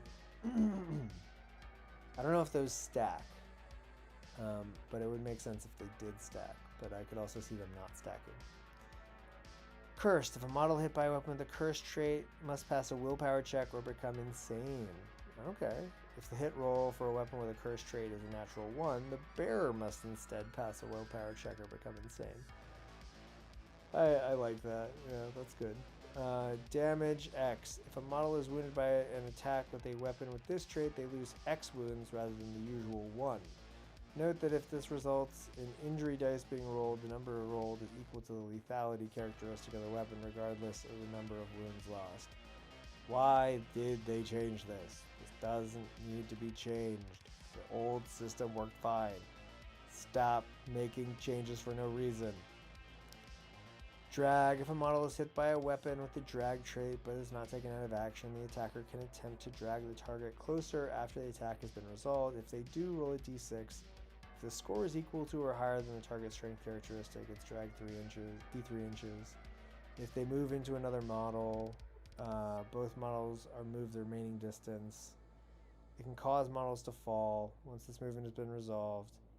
Any models that are now within 1 inch of an enemy model are moved the shortest distance possible to be engaged with that model. Flash. If a model is hit with a weapon with the flash trait, no wound roll is made. Instead, the target model must take an initiative check. If the check has failed, they're subject to the blind condition. A blind model loses their ready marker. If they do not have a ready marker, they don't gain a ready marker at the start of the following round. Oof. Until the next time the model is activated, any close combat attacks they make will only hit on a roll of 6. That's actually kind of mean. Flash got meaner, I guess. Weapon accessories. Focusing crystal increases the AP of las weapons by 1. Hot shot increases the strength by 1. No, I don't like that. Infrasight. A weapon fitted with an infrasight can be fired at targets hidden behind markers created by the smoke trait. Additionally, the value of X in the visibility X rule is increased by 9 inches when using a weapon equipped with the infrasight. Haven't seen the visibility rule yet. Las projector. Weapon fitted with a las projector reduces the benefit a model gains to their armor save for being in cover by 1 while within the weapon's short range. Why would you phrase it that way? Because wasn't cover only gave +1 to save during short range, so it just negates that. Monosight. When a model performs an aim shot, they apply a +2 modifier to hit instead of +1. Suspensors. Weapons marked with star only. A weapon fitted with suspensors only counts as one weapon when calculating how many weapons a fighter must carry. Interesting. So the 40-point suspensor does no longer make it so you can't, you're not supposed to, you don't have to brace to fire it. Okay, that's interesting. Telescopic sight. A weapon with a telescopic sight reduces the benefit of model gains from their armor save for being in cover 1 while within long range. So at least there's that, I guess. Weapon traits, additional attacks, X. A weapon can be used to make a number of attacks during close combat equal to X. In addition to all normal attacks, this only applies during the model's activation, and only if the weapon is not designated as either model's primary or secondary weapon. Oh, okay, so this is for like if you have a backpack that's got like a claw arm or something. That makes sense then. Ammo X. After a weapon with this trait is fired, roll a d6. If the result is X or more, there is ammo left in the weapon. Otherwise, it gains the out of ammo condition automatically, even if no firepower dice are rolled. If an out of ammo result is rolled for on the firepower dice, in addition to rolling under X, the weapon jams and cannot be used again for the duration of the battle as described on page 73. Oh. Okay. So jams are actually more likely for weapons that have the ammo rule, but they're not more likely. They don't happen at all for certain other weapons. I don't like it. Arc. Weapon with this trait has limited fields of fire as denoted by X. The model can only target models within the field of fire with a weapon with this trait. That'll get explained when we have page 34, I guess. Assault. After the bearer has performed a dash action, they may perform a shoot action with this weapon as a free action. Auxiliary. A weapon with this trait can only be attached to another weapon and not taken on its own. This weapon does not use one of the model's 3 weapon slots. Backstab. This weapon gains +1 strength if the target of the model is engaged with more than one model. That doesn't make sense. Why wouldn't backstab give you +1 strength if they're engaged with one model like that?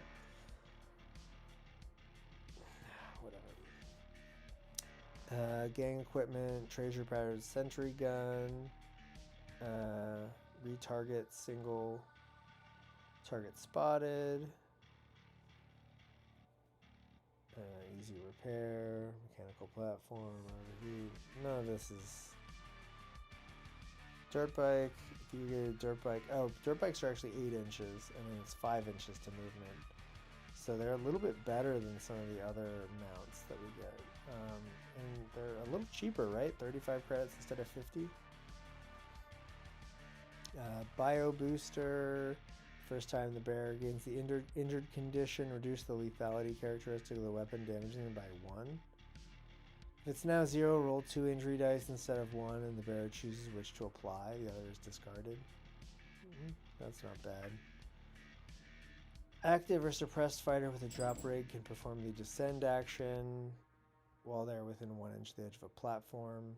The fighter makes a move of up to 3 inches horizontally and up to 12 inches vertically. Any vertical movement must be downwards. I like the old drop rig. Grapnel launcher. Grapnel double. The fighter can move up to 12 inches in a straight line in any direction, as long as they end the move on a higher level than they started. Okay, I guess. Grav shoot. If a fighter with a grav shoot falls or jumps down, they never suffer any damage and are never suppressed. Medicaid kits, 20 credits. If a fighter with a Medicaid kit aids another fighter's recovery test, roll an additional injury dice to choose which one to keep. Photo goggles, 35 credits. They increase the value X in the visibility X rule by 9 inches and may see through smoke clouds placed as part of the smoke trait. Additionally, if a fighter equipped with the photo goggles is hit by a weapon with the flash trait, they suffer a -2 modifier to their initiative check to avoid being blinded. There is a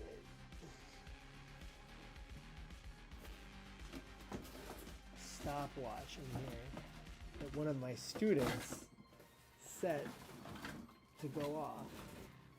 And now it goes off every night around this time. It's super annoying.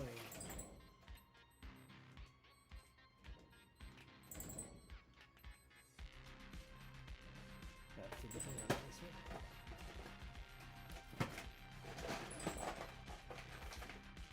It also was off for like a while.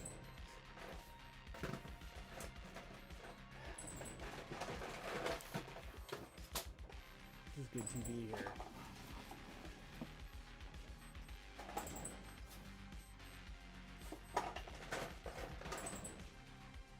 And it stops on its own.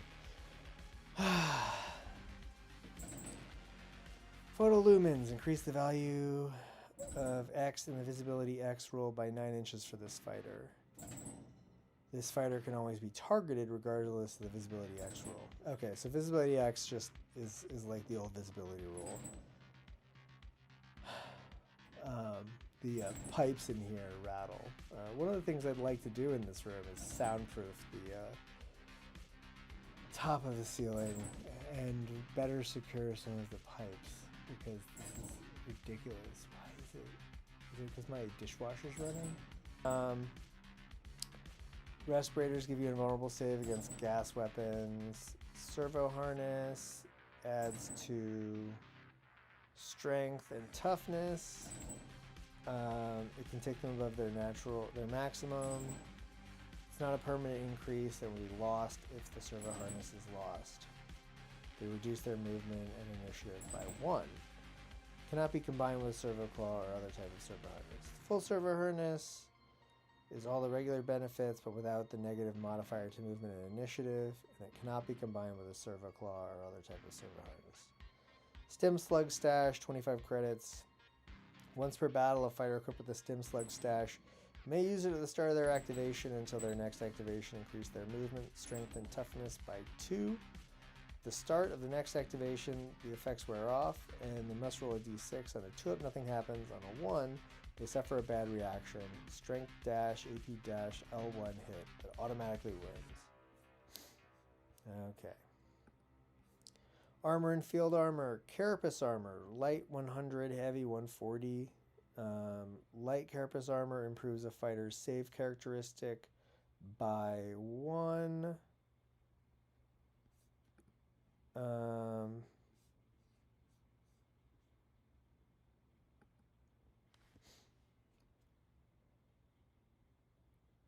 In addition, they reduce their initiative characteristic by 1. What?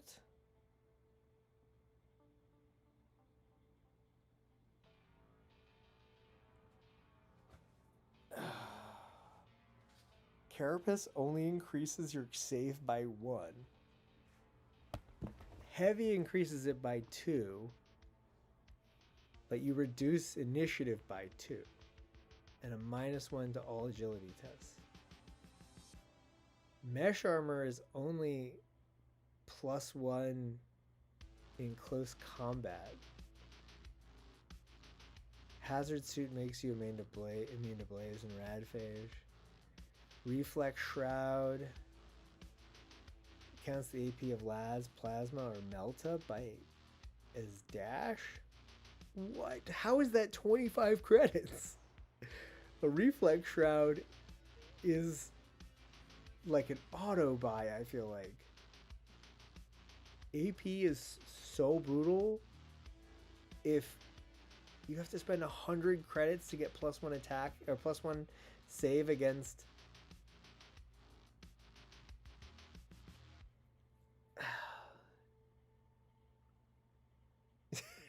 what the hell? Refractor fields give a 5-up invul, but if you roll a natural 1, the field burns out and it's done for that battle. And we got more of the common weapons. Pistols look like they're mostly light. Blasting charges of weapons with their grenades just have the ammo rule now instead of the grenade rule, which is fine. No nothing here is like blowing me away, making me angry.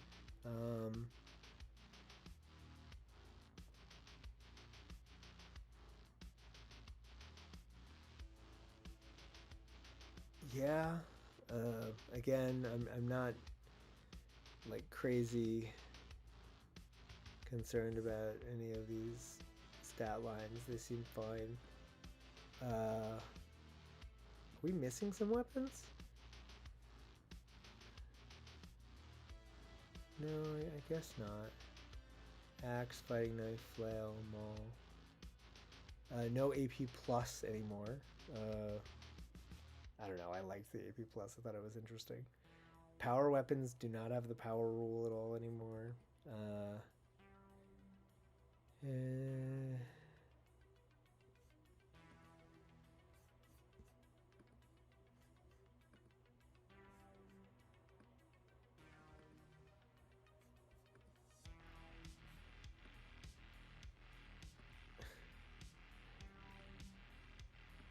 Hold on.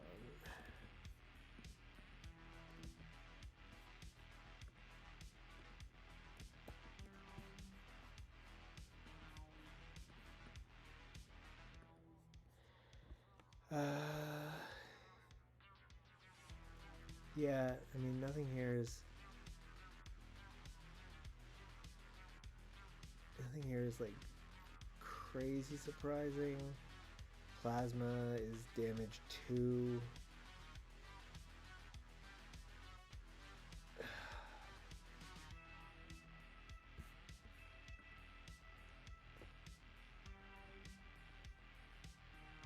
There is a scatter die. Scatter die haven't gone away.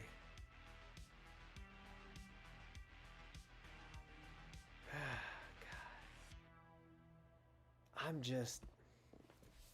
I'm tired, y'all. This is they are testing my resolve and my patience.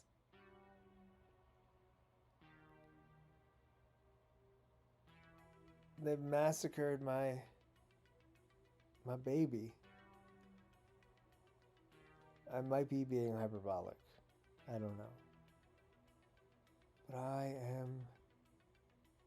I am blown. Like, I started the week in like a decent place. I was like really like, all right, I'm gonna give this old college try. I'm gonna buy the box set. I'm gonna do my best. We're gonna see what we get. And now, a mere 5 days later, I'm like, maybe I shouldn't buy the box set. Maybe I should go buy something from Odysseus. But I'll get it. I'll try it. I'll test everything out. I'll kick the tires. I'll give it as much like proper love as it deserves. But God, these leaks don't make me feel good. And look, it's possible that some more stuff has dropped since I've been doing this. As of right now,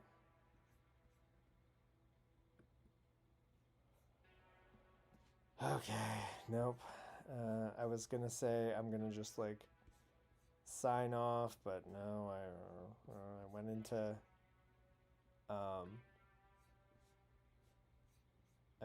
the Reddit thread and there's more stuff.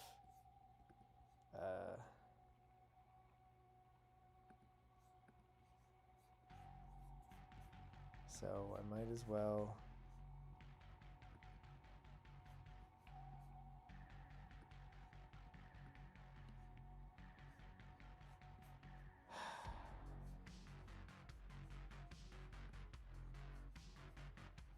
looks like advancements got added.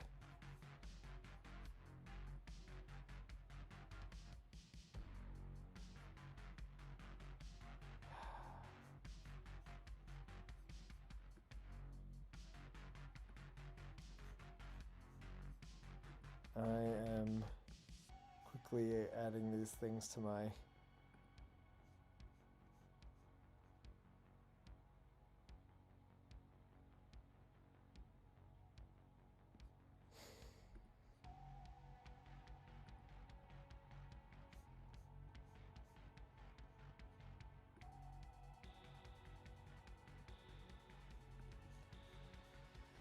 Sorry that I am taking a moment to do this. I'm just trying to get as much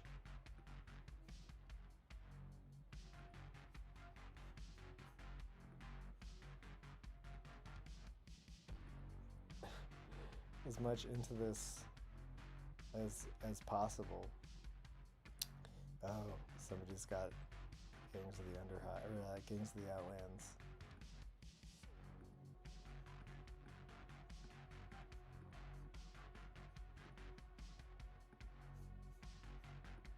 Oh boy.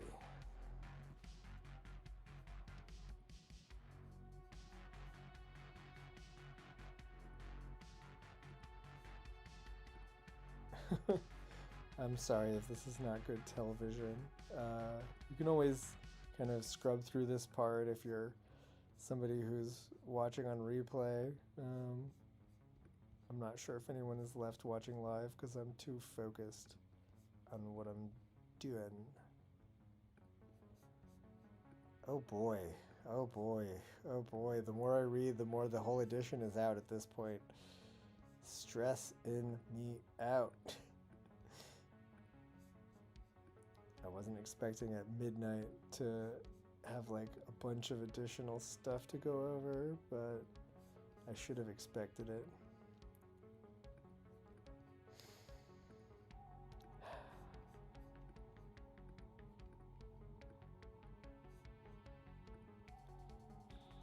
Ay, ay, ay.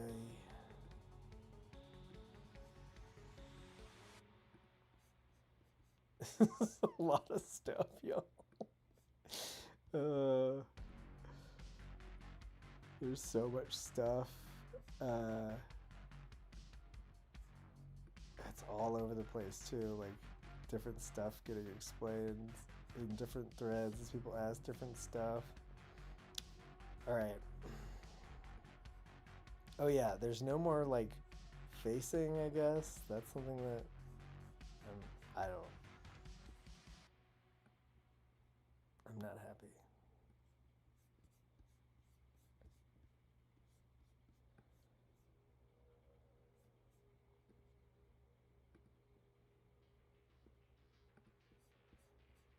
Okay, so if I just take all of these and then copy them down here, now I can go, okay, I'll double check, yep, everybody should be able to see this.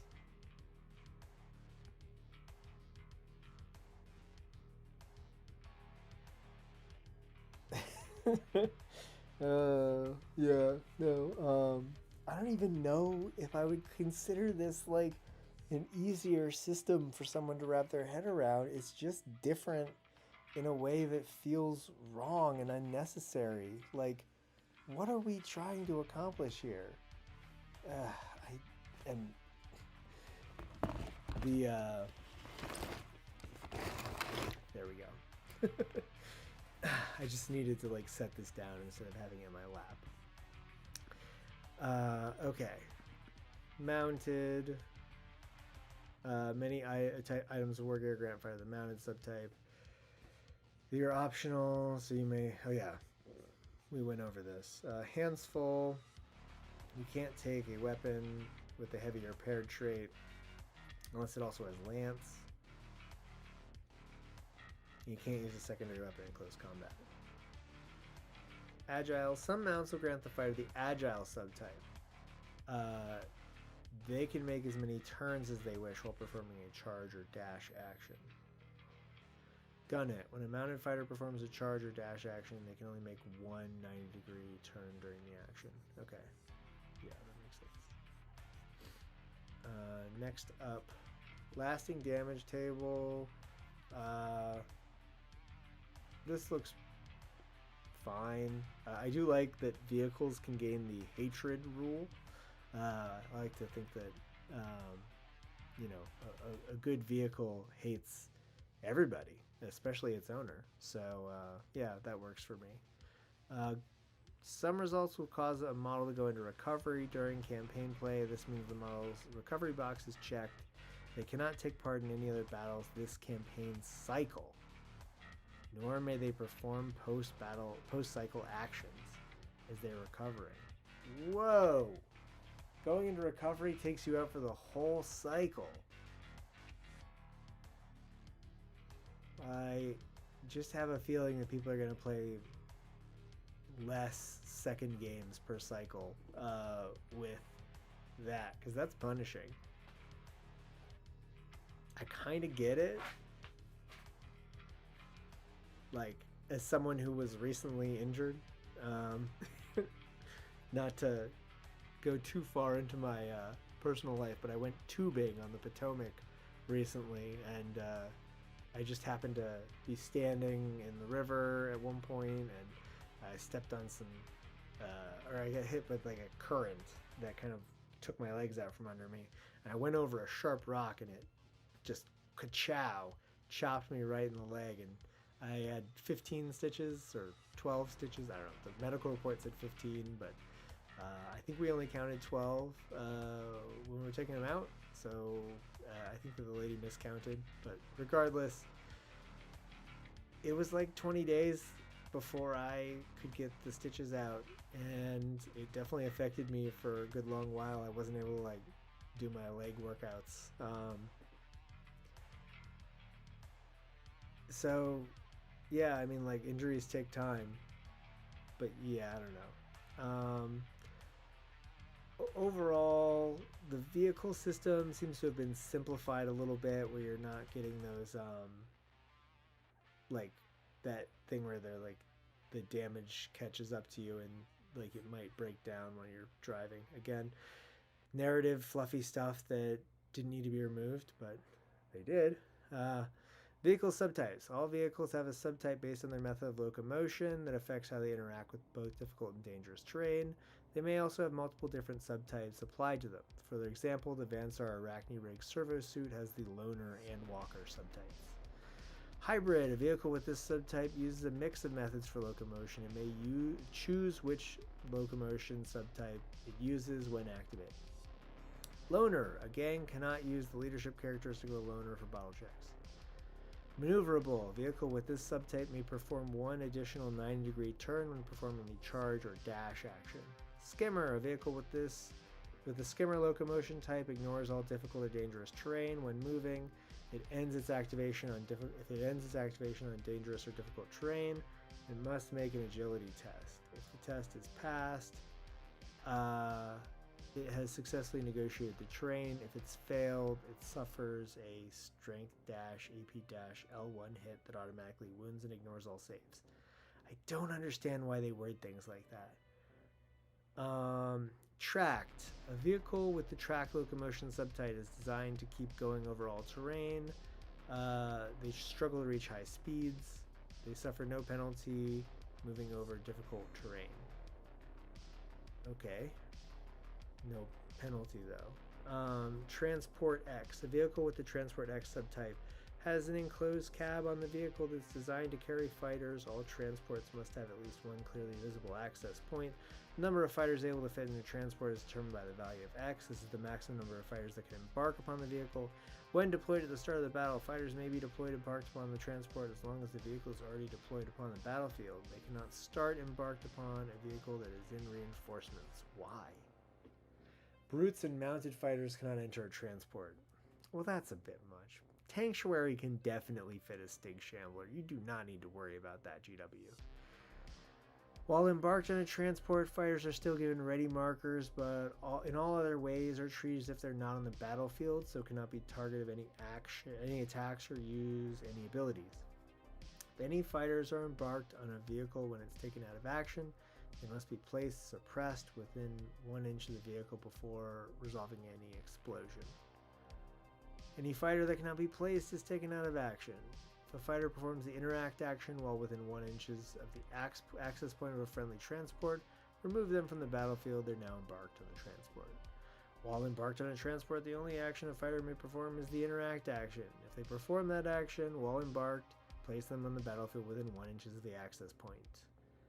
So basically, when you're in the transport, all you can do is get out of the transport.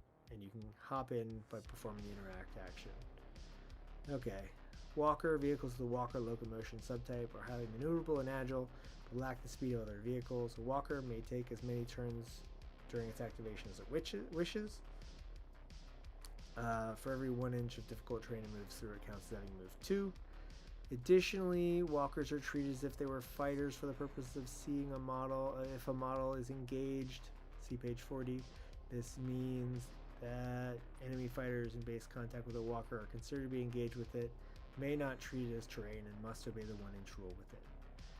Wheeled. Vehicles with the wheeled locomotion subtype are able to reach high speeds but struggle to maintain their speed over rough terrain. For every 1 inch moved over difficult terrain, that counts as having 2.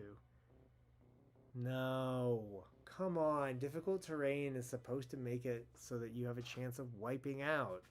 What is that? Spirers bonded to your rig. They may never leave their yellow hunting rig. Fixed loadouts. The old Spire Hunter must always be equipped with exactly one option from the Spire Hunter equipment list.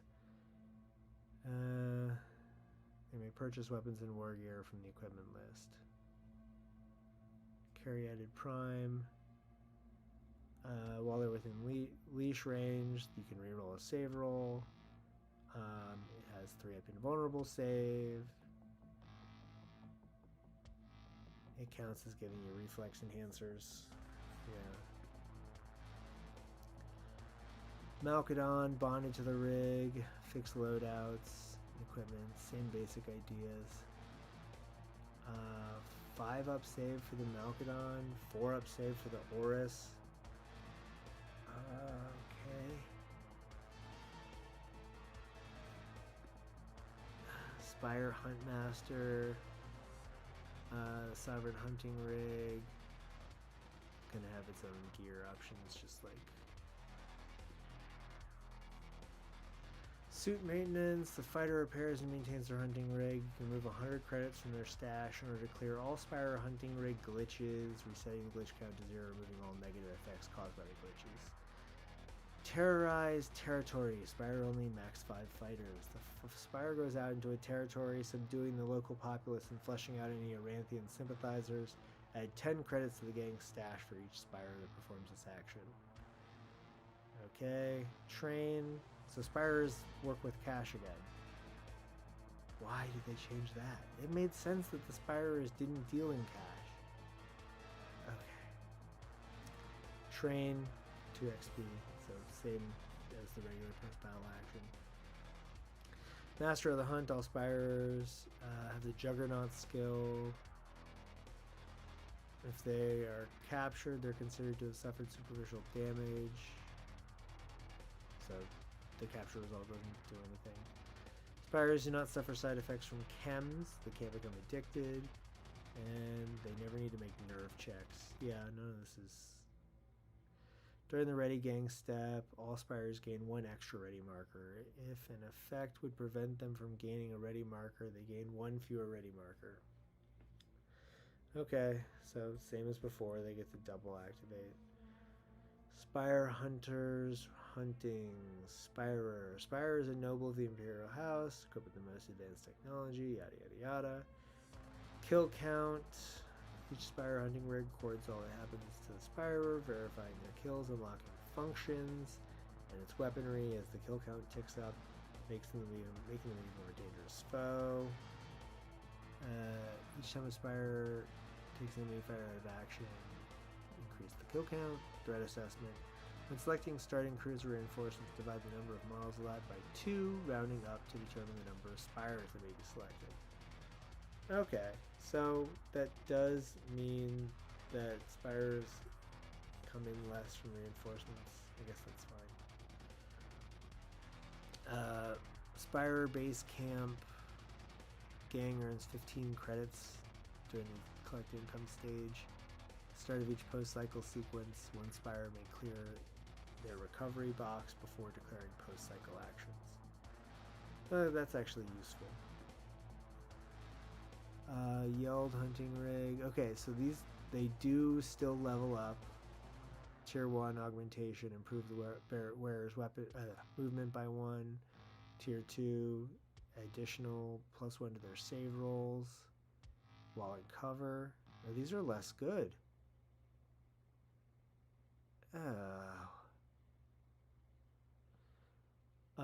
Laser gauntlets, improve the AP to -2, improve long range to 24, improve strength to 4. Missile gauntlets, improve AP to -1, improve strength to 6, add the blast 3-inch straight. So that's kind of the same as before. The wings, add parry, improve lethality to 2, add knockback 6 up. Man, that tier 3 augmentation is like, oh okay, knockback. I'm already at a tier 3 on my Spyrer, but I'm like seriously concerned about shoving people. I'm not gonna go through all this. This is very in the weeds stuff. Yeah.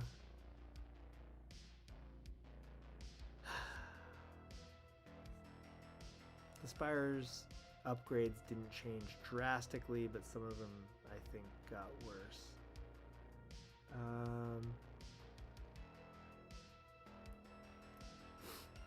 Yeah.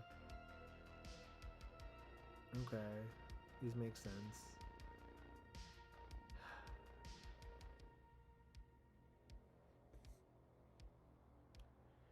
Their equipment list is pretty similar. If your kill count's at least 4, reduce it by 4, and then either clear all glitches or gain an augmentation. Pick one weapon or piece of war gear.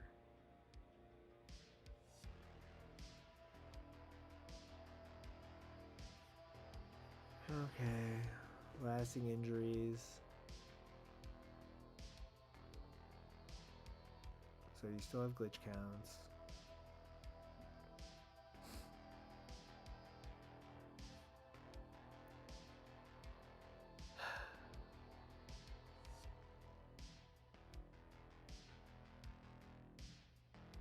So you don't gain standard boons from non-base camp territories. So that's good at least.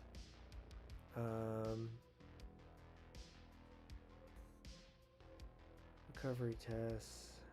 Oh yeah, so now we're out of the Outlands. We're back to like the core rule book. After a model has started their activation, activation seriously injures / damage, completes their activation, make a recovery test for them by rolling an injury die.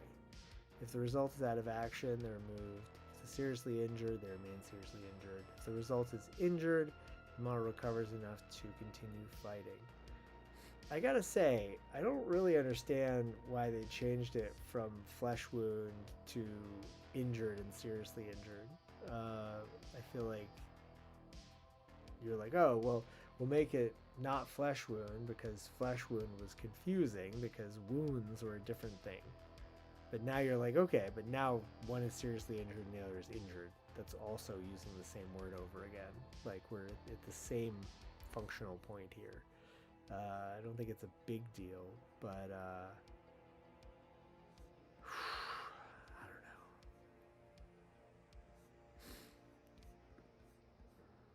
Assistance, you just roll an extra injury dice, multiple injury dice.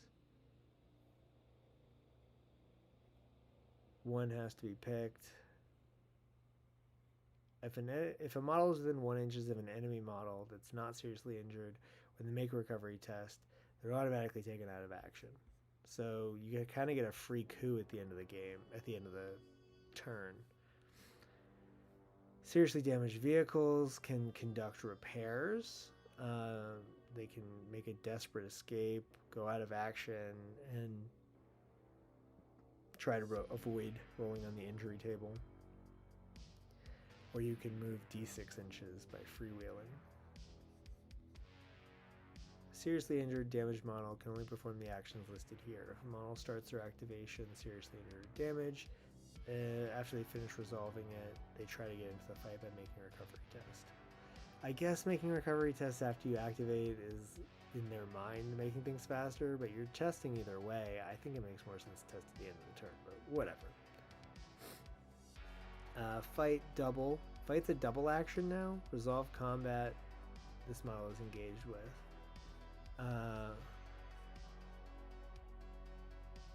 Engaged models can never be suppressed. And if a suppressed model becomes engaged, they lose suppressed. Seriously injured models can never be engaged, and they don't engage enemy models. Seriously injured can perform the following actions: crawl, desperate escape. Oh, so fighters can try to flee in order to avoid. That's actually kind of nice. Sometimes there were definitely times where it was like, I'm never going to get out of here, but if I could just like run away and reduce my chance of being injured, that would be helpful.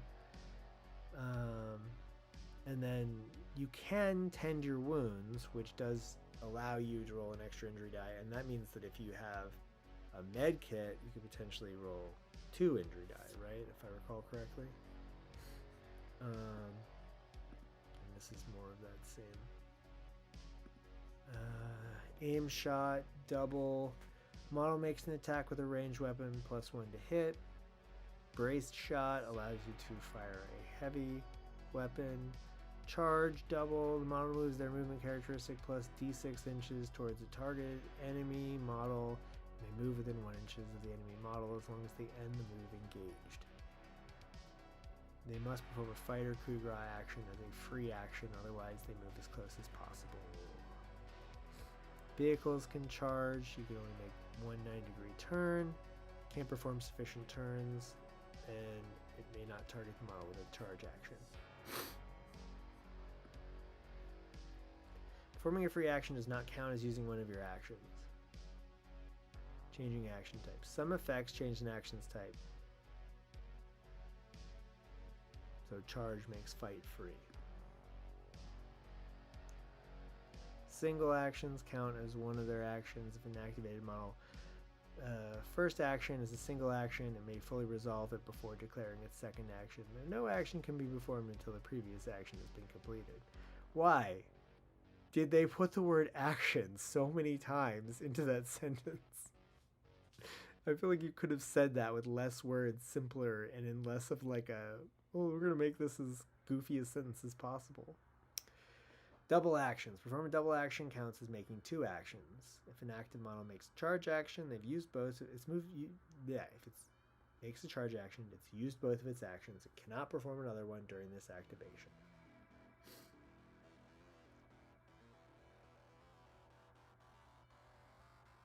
If you can only perform 1 activation, you can't do a double. Move, single. Move a distance equal to their movement. Reload, single. Pick 1 model that is out of ammo and reload it. Repair, single. This may only be performed by fighters. Choose 1 seriously damaged friendly vehicle within 1 inch of the fighter. Selected friendly vehicle immediately makes a recovery test. Okay, I like the idea of repairing something on your turn and getting it back online before it activates. That's cool. Instead of doing everything in the end phase. Okay, no, I'm starting to get what they're going for there. Sabotage. This action may only be performed by fighters. Choose 1 seriously damaged enemy vehicle within 1 inches. Make an intelligence check. If it's passed, the vehicle immediately goes out of action. So you can coup de grace a vehicle if you make an intelligence check. Okay. Yeah, that's cute. I might backport that into 17. That would be a fun house rule. Shoot, single. Make an attack with a ranged weapon without the heavy trait. Treat ally. This may only be performed by fighters. Choose 1 seriously injured friendly fighter within 1 inches. Make a recovery test. So you can heal someone on your turn and potentially make them better before their turn. Engaged, single. The model moves d6 inches towards a target enemy model and may move within 1 inch of the enemy model as long as they end the move engaged with the targeted model. If they end this move engaged with the targeted model, they must perform a fight or coup de grace action as a free action. What? So engage is like charging, but you're not moving as far, and it's a single action? So you could shoot and still charge, or you could get up and engage somebody after being pinned. Okay. I guess I see the utility of that. It makes sense. You're seriously reducing your range, but you can still get into a fight even if you've been knocked down. Okay. That's fair. Fire all, double. This action may only be performed by vehicles. Fires all ranged weapons it's equipped with, regardless if they have the heavy trait or not. It may target a different enemy model. Group activation, single. This action may only be performed by fighters. The fighter selects any number of friendly ready fighters within 3 inches and makes a leadership check with a -1 modifier per fighter selected after the first. If the check is passed, then after the fighter has completed their activation, each of the fighters may be activated in turn. It cannot be performed by a fighter that has been selected as the target of this action this round. Interact, single. The model interacts with a part of the battlefield or an object. The rules for this object will say what happens. Okay, so I was curious about whether interact would be like a specific thing or whether it would be variable, and it looks like it's variable. Coup de grace, single. This action may only be performed by fighters. Choose a seriously injured enemy fighter within 1 inch. Each player rolls a d6 and adds their fighter's strength characteristic. If the activating fighter's total is equal to or higher than the enemy fighter's total, then they go out of action. Why did you make coup de grace more complicated?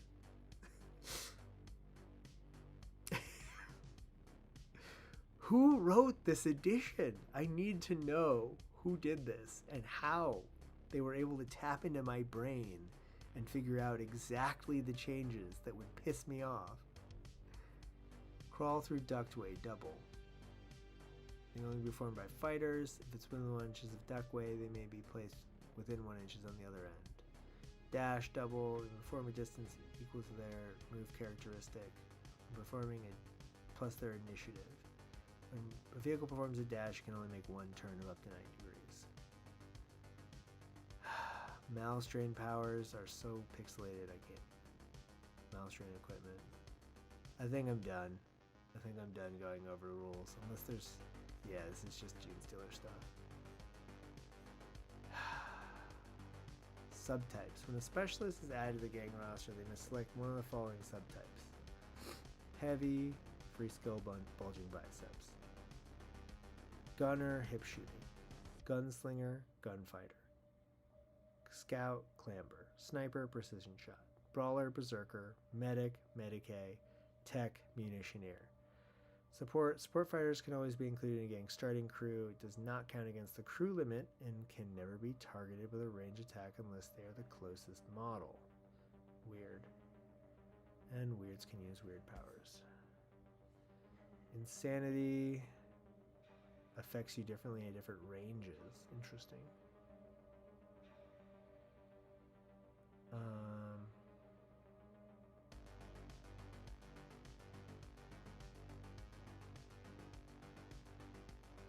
Or not different ranges, different statuses. Okay.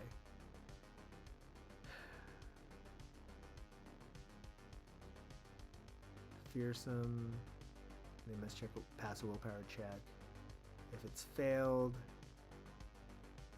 their weapon skill becomes 6 up. Okay, so fearsome's not as bad. Frenzy must declare a charge. Okay. Hatred X. Reroll to hit. Oh yeah, so it's the old 40k hatred rule. Injured or damaged. They become subject to the injured condition. Yeah, intoxicated. Reduce BS and WS to a minimum of 6 up, but increase cool by 1. Oh, okay. To a maximum of 10. Okay. Terrifying. Webbed.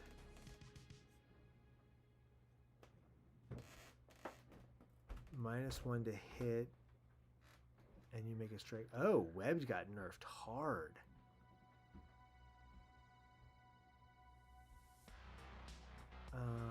Terrifying is like fearsome. You have to make a willpower check. Otherwise, activation ends. Okay. The advancement table is now randomized. I'm not actually totally against that as a concept.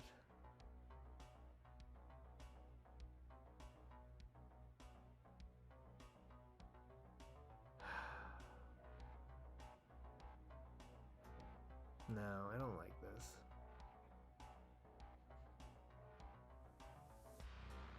At least secondary skills are gonna become something you get more often. But that's about it. Oh, XP ranks. Okay. Post cycle. Trading post. Purchase equipment. Exclusive items. Those are the TP. Spend their credits on equipment from their equipment list. And purchase items from the trading post. Weapons and war gear may always be purchased from the gang's equipment list, but can only be purchased from the trading post if at least one fighter performs the visit trading post post-cycle action. Exclusive items may only be purchased if they appear on a model's equipment list.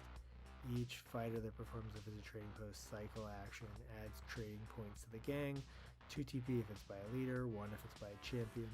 In order to purchase items from the trading post, as well as pay the credits cost, you have to deduct the number of trading points for the equipment from the total generated. Any unspent trading points are lost. So, okay. So you can't go on you can't get a lucky roll and then just buy everything that's rare. And that's fine, I guess, but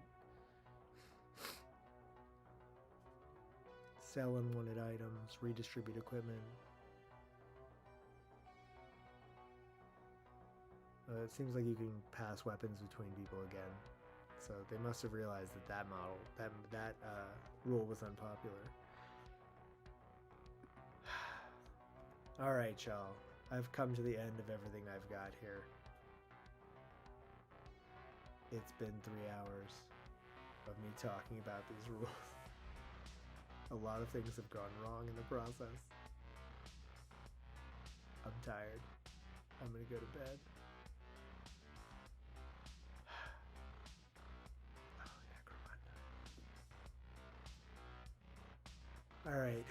Thank you to everyone who stopped by and watched. I love how supportive everyone's being of me coming back and making content again. Makes me want to do it more. God damn it. I'm so mad right now.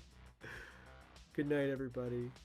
Try to stay positive. Remember, the old game hasn't gone anywhere. And in fact, because GW has abandoned it, we kind of own it more now. And yeah, they can't take that away from us. If anyone from GW is watching this, what? Who hurt you? Everybody